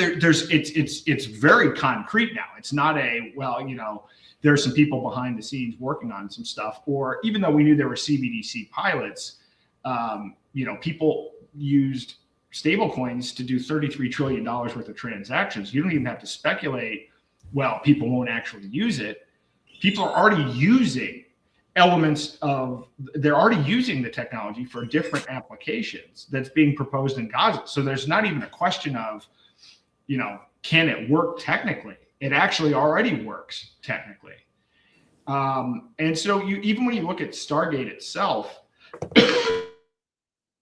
and you consider the fact that Oracle and Palantir are part of Gaza, then the Gaza rebuild, then that actually makes more of that make sense. Look at all of the deals that Trump announced at the beginning of the second term, and then look at those vendors and those companies and those sovereign wealth funds with respect to their positioning with not only the reconstruction project in Gaza, but their participation in the Board of Peace. The Board of Peace is the payoff for the people that are coming and making these announcements to make Trump look good. Now, by the way, you also look back on it, Trump has a history going back to his first term of announcing massive deals, 500 billion here, 100 billion here, and they never materialize, or they materialize in a fraction. They're not binding agreements. So, I mean, it's almost like they're laughing at us. Somebody comes from the Middle East and says, oh, yeah, where was it? Was it Saudi Arabia? Oh, no, we're going to do $1 trillion. Or he'll do one of these like press conferences and it's like, well, I convinced him to go from, 800 billion to 1 trillion. It's like, great. There's no agreement. There's no legally binding agreement. You just held a press conference where you made it look like you're a hero. But what you did do is your son-in-law just took $2 billion from these guys on a private deal, right? That's a real deal. That real money actually took place. The whole thing is a kind of a cruel joke when you track it down, but it's tough because people don't know how this stuff works, and a lot of this stuff is hidden. That's why there's more to be unveiled out of the Epstein files, as married to the offshore leaks. There was a picture recently that surfaced of Jeffrey Epstein wearing a what was the name of it? Fonseca something or other. One of the companies that was one of the law firms, accounting firms, et cetera, that was the largest involved in handling the information about these offshore LLCs. You actually have Epstein wearing one of their shirts. Wow. In fact, I'm going to see if I can find it now. If I can find that, I will actually put it up on the screen because that's telling. Now I have that data. I have not had time actually. Yes, here we go. Here we go. Let me. I gotta pop this up because this is too good. I hope if you're out there, there are some documentaries that have been done on the Pandora Papers and the Panama Papers. I know the Panama Papers, but I think there have been a couple of documentaries. It's interesting that there haven't been good documentaries made. You know what I mean? Like Big Short style. They're kind of these low budget things. Yeah. But, let me try this. Fonseca Epstein. This is a shirt worn by Epstein. Mossack Fonseca, because taxes are for poor people. And then there's actually an email exchange where Epstein is saying he's worried about what's in there. So again, what I found now, as I say this, I'm going to preface this by saying this might be wrong because I was testing my own system, but I used the Technocracy Atlas and I asked for connections between Epstein and Brock Pierce, and it searched the Pandora Papers and the Panama Papers, and it found a common investment that they had from 2005, 2006. So, there are millions of files in these offshore leaks. So what I've been saying is between the information in the Epstein files, if you can marry that to these offshore files, that is how the world works. That is actually really following the money. And so there is the potential to learn how everything works. Now, what's interesting is I think there were some journalists that were involved in uncovering this that were murdered. And certainly in like Russia or whatever, there's a whole story about what went into securing the leak and then being able to put it up in a censorship resistant way. But the truth is, most of the financial press, most of the people that were involved in that don't really understand finance. Really smart people.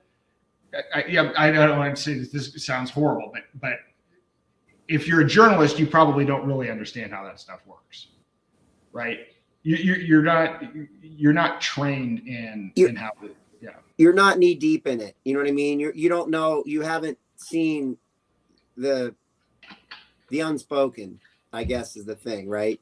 When you're in an industry, you see things go on and you're like, okay, you put two and two together. They don't have that experience, right? They're just asking people questions and then trying to assemble a story, but they don't really know how it works. You're right. No, they don't know how it works, which is why it's the perfect thing for crowdsourcing. Because I look at this about the traction that I've gotten on the Epstein crypto thing, which pisses a lot of people off, but it's because I've known these people, I've known some of these organizations, and I know how a lot of this stuff already works from my previous background. But there's a real narrow slice of this, but there are thousands of people, tens of thousands of people or more all over the world that are direct participants in little pieces of these stories. And if you can take that real experiential knowledge and actually pool it, it's a game changer. That's why, I'm hoping we can get some more traction. Now, admittedly, it's helpful to have AI do the first part of it, right? Because how do you even begin to map 3.5 million pages to 13 million records, right? That's not a manual job. There's got to be like some initial seeding of this. But once the initial seeding happens, then people can come in and make adjustments and put some of the dots together. But I think that now, obviously, people aren't talking about the Epstein files as much as they were. We haven't harvested a fraction of the information that's in there. And I'm still learning stuff, every day, just even from my own small slice of what I'm looking at, where it's like today we talked about the fact that, Epstein was talking to people about putting together basically a stable coin that was Sharia compliant. Right now, there are people, particularly Bitcoin people, that try to make the claim that, Epstein's in it because, he's a passive investor, right? So it's like a Fidelity portfolio manager. Of course, he's investing to get the biggest return. No, this guy was known as Mr. Money. This guy was actually involved for strategic reasons in these things, right? If it were just about making money, he wouldn't be donating money privately to MIT. There's no profit there, right? It's a non-profit. It's a 501c3. There's no ROI on the contribution. He's doing it for strategic reasons because it benefits other things, whether he's trying to buy, fund scientists so that he can then later monetize the science, or if he has specific applications that he has in mind for the use of the science. It's not passive. This guy was not, his role was not as a fund manager.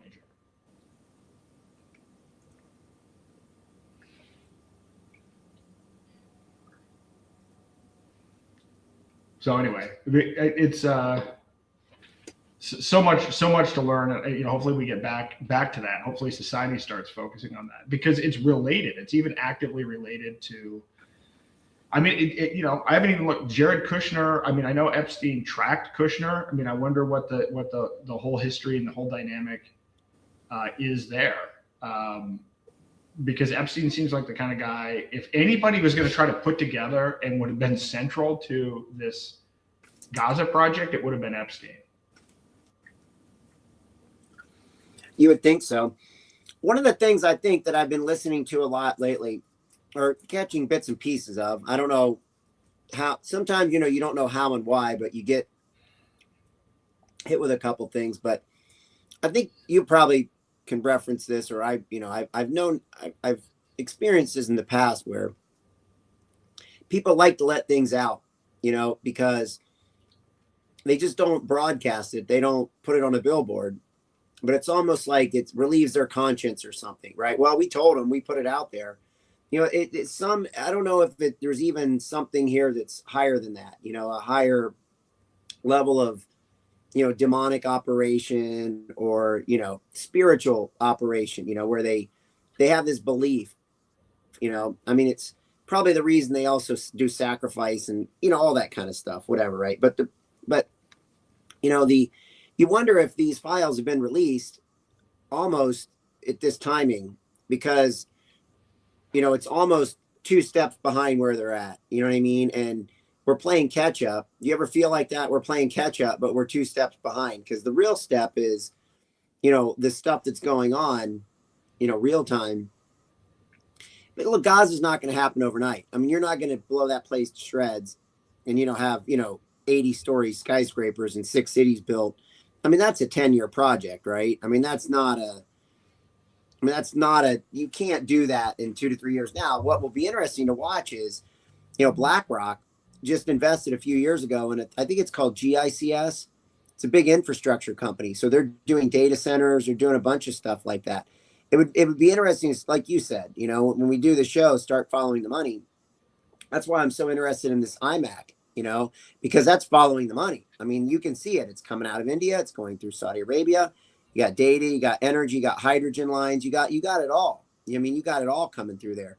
So you're following the money. Same thing with this. Who's going to start lining up as the contractor that's actually going to do this work? Now we know, Jared and, the Trump boys, they'll probably be the general contractors on it. They'll oversee it, but they're not going to be doing the work. When the contracts start happening, then you're underway, and then the clock starts ticking, right? Yep. Yeah, well, I mean, we've been way far behind. We may be getting closer though, because at least with this Gaza thing, it hasn't been done yet. It's still an active project. So maybe we are closing the gap. But to me, this is why something like the Clarity Act is so important, because once that gets put in place, then we have a hard time stopping it. I really think so much rests on the Clarity Act in terms of our ability to buy time. It is, again, you asked earlier on, there are no benefits to it. It is a surveillance system for real world assets. It has nothing to do with crypto, and it's almost impossible. People in crypto don't care because they only care about the number going up. People that aren't in crypto assume that it is crypto because they don't understand the application of real world assets. Even if they never hold a cryptocurrency at all, the stuff that they already own will be converted to tokens, but they won't know because they already don't have self-custody. People aren't even aware of the fact that they already don't own their stuff. Now you have to convince them that you don't own your stuff, and the stuff that you don't own is going to be put on a surveillance system that's going to make it even easier to steal, right? So you got to explain both of those in a way that they understand. And frankly, nobody wants to even accept or even consider the first part because it's pretty painful, right? The idea of I've worked my entire life at this job I don't like, and I don't even own these stocks that are building my digital prison. Are you kidding me? Right? Because then you've got to, realize you've been a slave to the system for your entire lifetime, and that's a tough pill to swallow. But a lot of people are going to have to do it soon, because again, we don't have a lot of time. This Iran thing is going to get out of control. I mean, I had a conversation, I won't say who it was, but with somebody yesterday who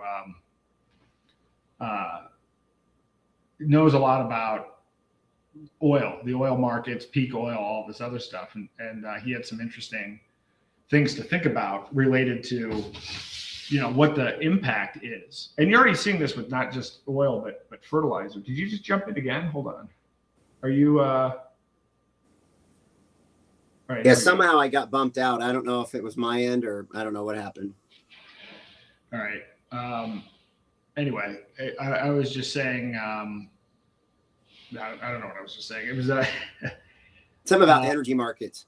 Oh, energy markets. Yeah. So, we have the impact of oil. We also have fertilizer, and just what it would mean if oil hit $200 and what the impact of that would be over a pretty short period of time. How when you consider everything else that's going on, I mean, this could be the big thing. And watching as countries don't want to help out, as Germany's like, nah, we're not going to participate. People are pushing back on the U.S. And to the point where Trump's coming out, it's like, well, we'll go it alone. We're the strongest. I don't think not only was he not anticipating the response of Iran, he was also not expecting the response of European countries and even some of the countries in the Middle East who are kind of like, hey, maybe we want to take a step out, take a step back and not get involved in this, right? So we're not getting. Usually we get lockstep support, even if they're adversaries. I mean, if you think about how surprisingly Tony Blair came to the table to support George W. Bush, which was kind of unexpected from the standpoint of where their perceived ideologies were, right? But then Tony Blair became a huge ally and a huge supporter of Iraq and skewed our failed, flawed, fraudulent narrative about weapons of mass destruction and everything else. We're not even getting that this time. This time people are kind of like, nah, we're out. So that's kind of, it'll be interesting to see how that plays out. Yeah. On that note, like this Robert Gabriel and Tony Blair, do you think they're on the board of peace strictly for the surveillance component of it? Isn't Tony Blair doing a bunch of digital ID stuff? Isn't that his consulting company? Yes, Tony Blair, I think I've talked about this before. His Blair Foundation is one of the most powerful organizations around the globe at pushing digital ID. In fact, his organization is probably one of the most influential. And so he is, not surprisingly, a complete, 100% technocrat. He's also a contributor to the WEF. In fact, I'm looking at his stuff now. He's an advisor to Saudi Arabia, UAE, Bahrain, Israel, the Palestinian Authority, Africa, elsewhere. He's the senior advisor and chairman of the International Council at JP Morgan Chase. He's a board member and social global advisor to the Anti-Defamation League. He is, contributor to WEF, frequent participant in groups like Bilderberg and Aspen Institute. I mean, you can't script it. You can't. This is why when I saw him on there, again, the people that are like, oh, we defeated the WEF. It's like, no. Like I take a step back and look at this. Yeah, Klaus Schwab is gone and he's replaced by Larry Fink. And then we have this. Like it's a hyper acceleration and nobody paid any attention. And now there's no speed bump. Now there's nobody protesting it. You didn't like Klaus Schwab, but you're okay with Larry Fink? How does that work? You don't like the UN, but it's perfectly okay if the president of the World Bank and Tony Blair on the board of a self-interested network of people that are pushing an explicit technocracy. Now, admittedly, I think most people just don't know about this. I think people are not paying attention to the Board of Peace. Even the irony of the fact that we launched a Board of Peace and then immediately launched a war You'd think that would put enough scrutiny on it, but I'm not seeing other people. Most people, when you talk to them, have not heard about the Board of Peace. They don't know anything about it. Nothing. Yeah. I mean, if they know anything, they know that it's $1 billion to join it. That's about all that you would know, right? It's $1 billion membership per person. Yeah. Now, what about this Robert Gabriel? So this guy has been longtime advisor to Trump, worked with him since 2016, special assistant to Stephen Miller, founding executive board, named. Okay, so he's definitely one of the higher ups there. National security advisor. What do you think his role is? Do we know anything else on this guy? Have you ever seen a video clip on him? I mean, is this guy just like No. is this guy like a hammer, put down the hammer kind of a guy? I mean, is he? I know less about him than any of the others at this point. In fact, I'm trying to look it up now, but he's the NSA guy. Yeah. It'd be interesting to get a clip on him and just check out his demeanor, see what he's like. Yeah. Yeah, no, we've definitely got more work to do. But, again, stop the Clarity Act, or hope that it stops. Hope that the U.S. doesn't put $10 billion into the Board of Peace. Anything that could derail that, and Trump losing the midterms would kill that. Those are some big steps. That would help a lot. And I think Lutnick getting ousted would help. Because again, he's a critical piece to this, not only on the stablecoin side, but on the tokenization of assets. You do that, we actually at least have a speed bump, but you have to appreciate how truly without resistance this is going right now. I wish I could quantify exactly how much faster this is going than even if Harris had won. I can't even conceive of a scenario where if Harris won, any of this I don't think we'd have real ID. We would not have the Genius Act. We would not have, we wouldn't have the Board of Peace.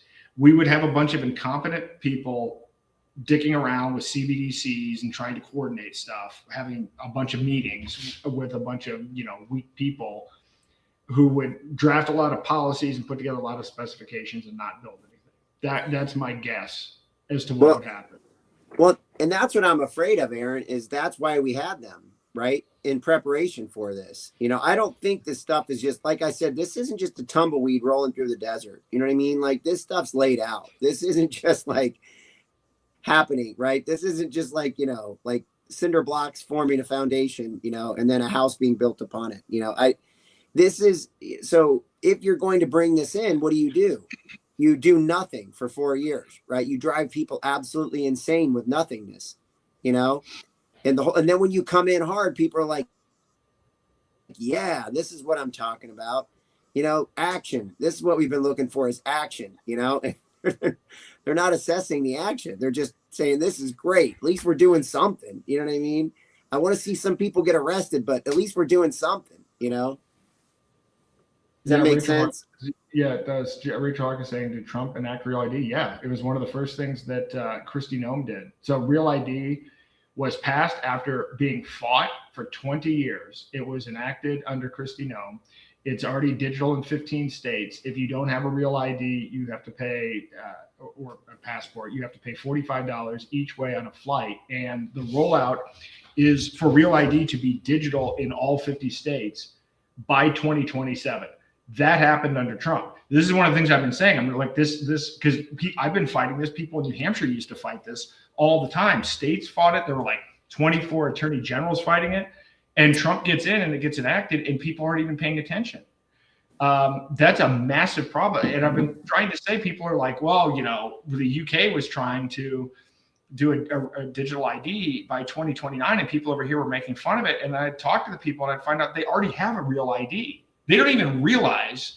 And by the way, that Real ID, which innocuously started off as you just have to provide a little bit more information, is going to be tied into the Palantir database that Musk connected Palantir to all of these federal government databases. That was part of what Doge did. So people are sitting here like, oh yeah, we defeated Klaus Schwab. You now have a digital ID, and thanks to Doge, which you thought was cost savings, your information is going to be connected across different federal governments. That is, that's tragic. And then this, and I want to say, so whether the blowback that we get, I mean, you know, whatever, you see this, you know, these shootings and everything else that are going on.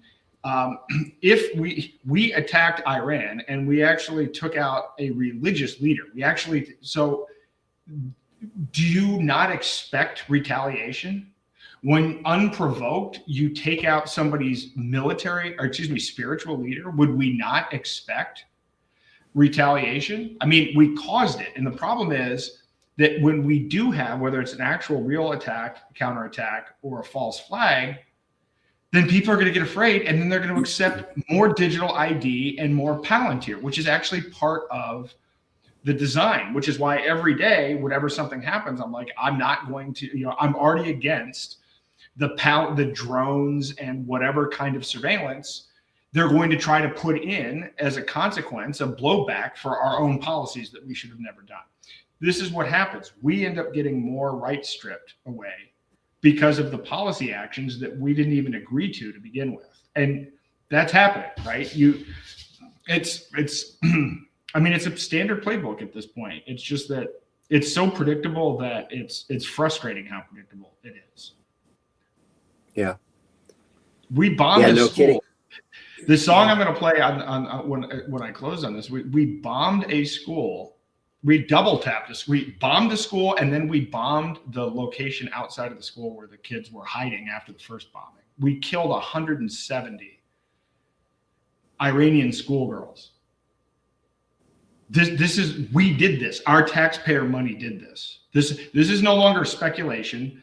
The Trump administration has admitted it. We killed 170 schoolgirls. I mean, they're the bad guys. It's insane what is happening here. And by the way, I encourage anybody to. I have a lot of people that reach out to me from Gaza, and so you know, some of it may be propaganda. I have to try to vet some of it, but I mean, there are plenty of verified pictures of Gaza. What's happened in Gaza? There's a reason that you know there are many countries that have a warrant out for Benjamin Netanyahu. It's genocide. And we are supporting that. At some point, you know, we're sold a story about liberating people, and that's not what's going on here. We're not liberating people. We're decimating people. We're destroying their land and then displacing them to build casinos in 15-minute cities. Yeah. One quick thing on this Robert Gabriel, Aaron, is, again, all reported. So, again, take it for what it's worth. But it is quoted, and it says, during the January 6th attack, Robert Gabriel reportedly texted a staffer that I'm sure POTUS is loving this, right, during the J6 attack, and later instructed speechwriters to, quote, insert the Mike Pence lines, unquote, into Trump's speech, directly urging the vice president to reject the electoral votes. So there's clearly a tie here. This guy's on the inside. You know what I mean? Like, the whole J6 thing doesn't add up to me either, because, look, here's the thing, Aaron. We know the guy that was on the ground, you know, responsible for the people defending the Capitol, right? I mean, he was out very vocal, right? And seemed like a great guy. I forget his name, but kind of a funny name. And he knew he was reporting to Schumer's person and Pelosi's person. And he thought that they just couldn't hear him because he was calling in for support. And he was like, why am I not getting anything back? Why am I not hearing anything back from these people? And he ended up then later on, you know, a couple of years later, he got a hold of the tapes and he got to listen to, and he could hear himself calling in, and he knew they were sitting there listening to it. They just never responded, right? So again, you know, we have that, right? We have that, you know what I mean? And so there's a lot more to that story on that whole thing. To me, that feels like it was like a double setup. You know, there was a setup and then there was another setup behind the scenes on that whole thing. And this Robert Gabriel apparently was a part of that whole thing. So again, not a great thing, right? Not a great thing if those are truly his quotes where he says, "I'm sure POTUS is loving this," you know. On top of that, understand he's the U.S. Deputy National Security Advisor. There's nothing in this guy's background that qualifies him for this. If you look at this, so he was prior to that, in the first administration, special assistant to the president in the West Wing. Policy advisor during the 2016 campaign. He's described as a political advisor, speechwriter, former television producer, right? So this guy so on that background, he's the U.S. Deputy National Security Advisor. That doesn't make sense. And by the way, it's like Pete Hegseth. This is another guy who was Fox News. He's so if you kind of go back and look at this, I thought I saw Fox News somewhere, but this is not a background. Oh yeah, hold on, let me dig through this here. Oh yeah, here we go. Associate producer for the Ingram Angle, starting in 2017. So more of the information here is his career in politics began in 2016, and then he joined Stephen Miller's staff as special assistant, then associate producer for the Ingram Angle, while Trump was still president. And by the way, I mean, this is another, the whole manipulation of the media and the propaganda here. It's both sides, but I actually think at this point Republicans probably are more overtly controlling media. If you look at True Social, Rumble, placement of people at Fox, it's every bit as bad as anything that the Dems have done. And so it's equally bad. But yeah, you're right. POTUS, I'm sure, is liking this. He held post-government roles, including a limited liability company where he received monthly payments from Trump-associated Political Action Committee. He assisted Susie Wiles in the presidential campaign. I mean, this guy doesn't have any expertise that should be on the board of peace, or he must be just loyal and be a special projects kind of guy. Yeah, that sounds about right. I think you're right. Special projects, loyal. I think that. Yep. So it'd be interesting to get a couple clips on him and see what his demeanor's like. I'd like to see what that guy, how he behaves when he's in a 10-minute interview or something like that. Get a read on him. Yep. Well, I mean, this is a good start. We're going to be doing a lot more on this. I think I'm glad Patrick came on because I think, as he's saying, this is probably the most important study issue to take a look at, because it's kind of where you can see where the strategy and money is being funneled. But look, I mean, just to summarize this, I mean, they're showing you. So JP Morgan hid behind a judge, Cheney hid behind a blind trust. These guys are just putting this stuff out in the open, like it's a NASDAQ ticker. I mean, a charter that says chairman for life. Then the Suns announce a drone investment 1 week into a bombing. Kushner presents a real estate deal at Davos. This is all being done publicly. And I had a conversation. I was at a retreat with some people that were talking about how important of a shift it is, where we would do things militarily in the past, and it was always propagandized as we're the moral authority and we're protecting the world based on, rights and our kind of constitution, so on and so forth. We were always either spreading democracy or protecting, and then that's done. And so what does it mean? Somebody was even saying that with respect to kind of these international agreements that we have. People agree not to use nukes. There are a lot of nukes. A lot of countries have nukes. We agree not to use it. But at what point, if somebody uses one, a tactical nuke, then that's going to completely move the Overton window on that. Well, we're no longer claiming moral superiority. In the case of Venezuela, we started out talking about cartels, but then 48 hours later, it wasn't about that. It was, this is our oil. We're taking our oil back by Trump. This is explicit.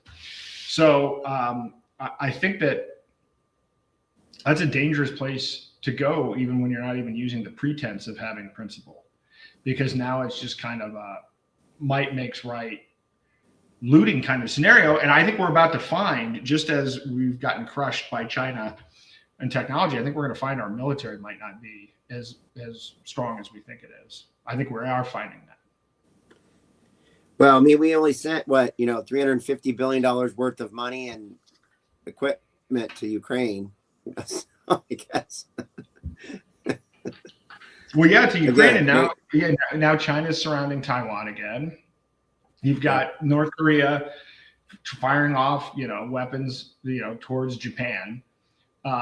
You've got Pakistan today attacking Afghanistan. I mean, this seems kind of like World War I, right? Like stuff happens, and then because other people are embroiled in a broader conflict, other people that have regional conflicts not related to the main conflict start fighting each other because there's no policemen, and we're already way overstretched.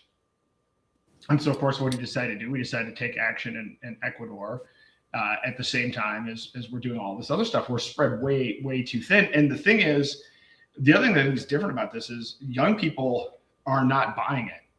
I was at a conference. Young people they're not buying that Israel is our greatest ally. In fact, multiple polls have shown that there's an absolute break. First of all, for the first time ever, the majority of Americans don't support Israel. But then when you break that down further by generation, people are not interested. This is why they're, on the USS Jerry Ford or whatever, they're starting fires after having stopped there's not any appetite for this because there's no perceived just cause. And in fact, there isn't even an explicit just cause in some of these cases. But how are you going to say, there's almost no ability to sell a moral cause in Iran. So the real tipping point will be when people realize that the enemy is in Washington, D.C., not in the Middle East. And we're actually getting close to that point. I think people know. I think there's a sense that that's always been the case. They just don't know where to point. D.C. is a multipolar, crooked spot. It's like, okay, we know it's there. We just don't know where. We don't know under what rock. We know it's in a rock in this location in DC. We just don't know where, right? We don't know what rock. Whole thing. But the thing is, I think the turning point is going to be when people realize it's actually the whole thing. Isn't. There isn't a part of it. It's not that it's a bad thing. The whole thing is absolutely rotten. The difference is there's not a good part. And, they've tried to sell everything from, there are white hats and military intelligence and Q and trust the play. They've tried every shade of PSYOP. And at the end of the day, there's nothing there. It's not true. And again, once you study the history of these things, you read the Devil's Chessboard, you learn about the CIA, you learn about it. This didn't just get bad. It was never good to begin with. Right. But it's been a lot of propaganda. And so I don't think that there is the will of young people in this country to fight because look, if you're Gen Z or whatever, you've been through how many economic collapses, you've been through COVID, you can't afford to buy a house. If you've just graduated from college, you can't find a job. More people that graduate from college are unemployed. It's like 51% can't even find a job. What are you fighting for? There is no idealized version of this worth fighting for. You've got a miserable life and you've gone through trauma after trauma and you've gone through one humiliation exercise after another with each election. Those people are not going to die for that, die to preserve that. What is the American way that you're preserving at this point? So I think the more interesting thing is not even necessarily what's going on in the Middle East, but what's going to happen here in response and whether or not there's support. I think the support is drying up really rapidly.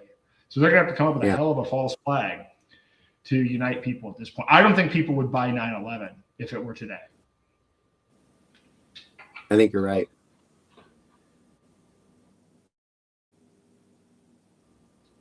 So, all right. Well, look, I'm heading out. I gotta head to the airport really early in the morning, so I still have to get some stuff ready. So I'm not gonna do this. Sounds good. Have a great trip, Aaron. Thanks for doing the show. Great topic. Yep. Thanks for coming on, and we'll do it again. We'll extend on this, and so for everyone, I'm gonna play this video. New, I'm calling the song "Ditch the Dollar," but we'll play that on the way out. And this is the last show this week. We'll be back next Thursday at 6 p.m. A topic to be determined. So have a great night.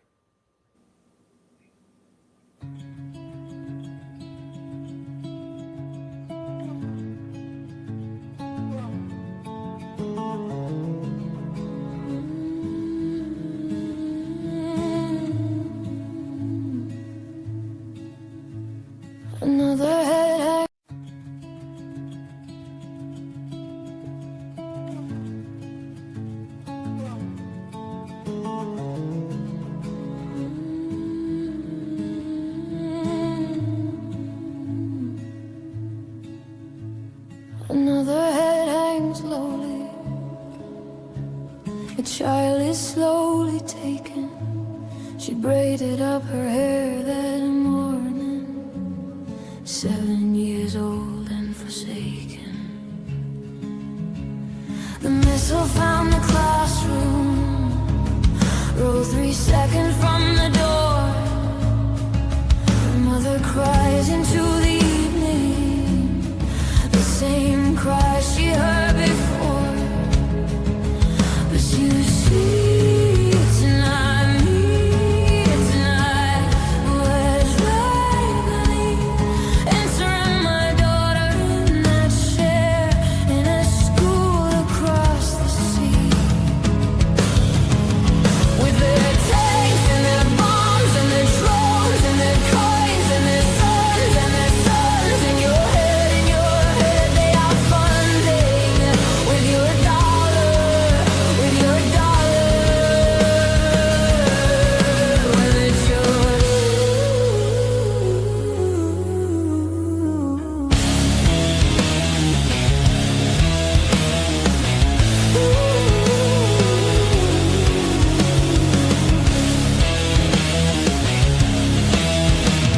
The stock price hit a record.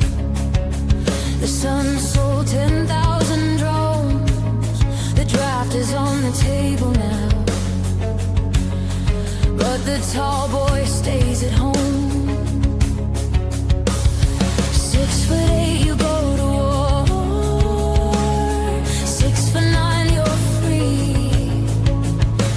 1 inch between the body bag and the boy who holds the key.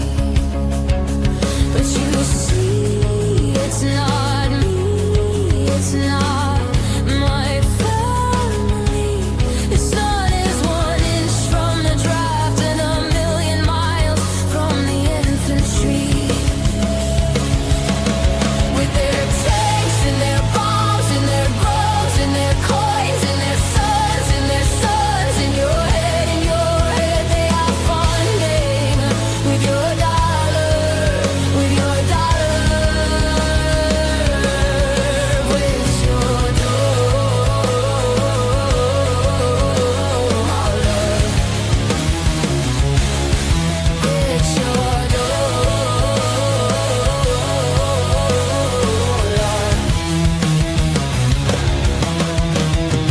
$70 billion to rebuild what they bombed. Smart cities where the school used to stand. They call it the Board of Peace. But peace does not have a chairman, and peace does not need your money to exist. So stop giving it to them.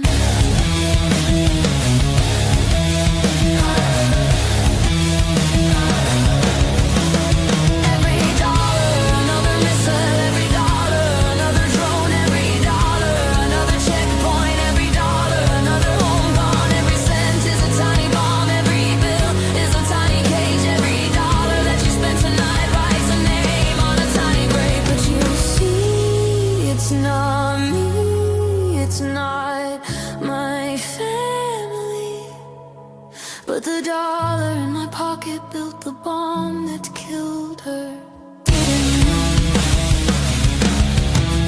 With their tanks and their bombs and their drones and their coins and their sons in your head you are funding with your dollar, with your dollar. It's your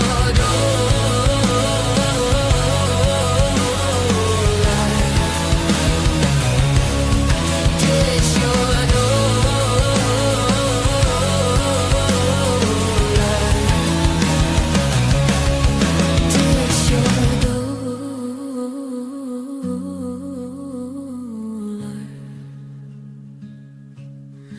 It's your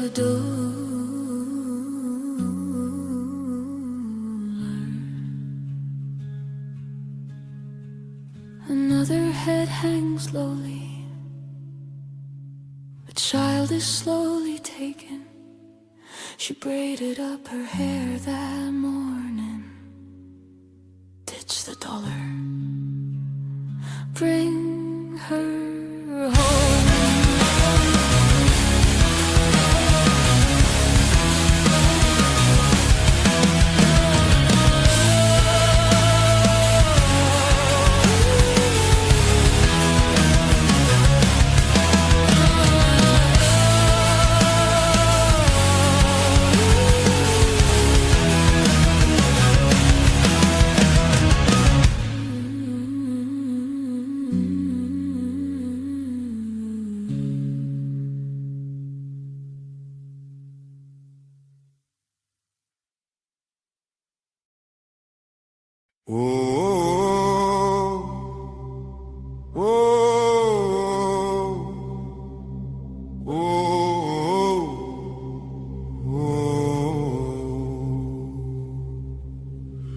Live free or die, but death's not the worst. It's waking up empty, it's dying of thirst. Trading your days for insurance and pills, while the machine builds your cage and you're paying the bill.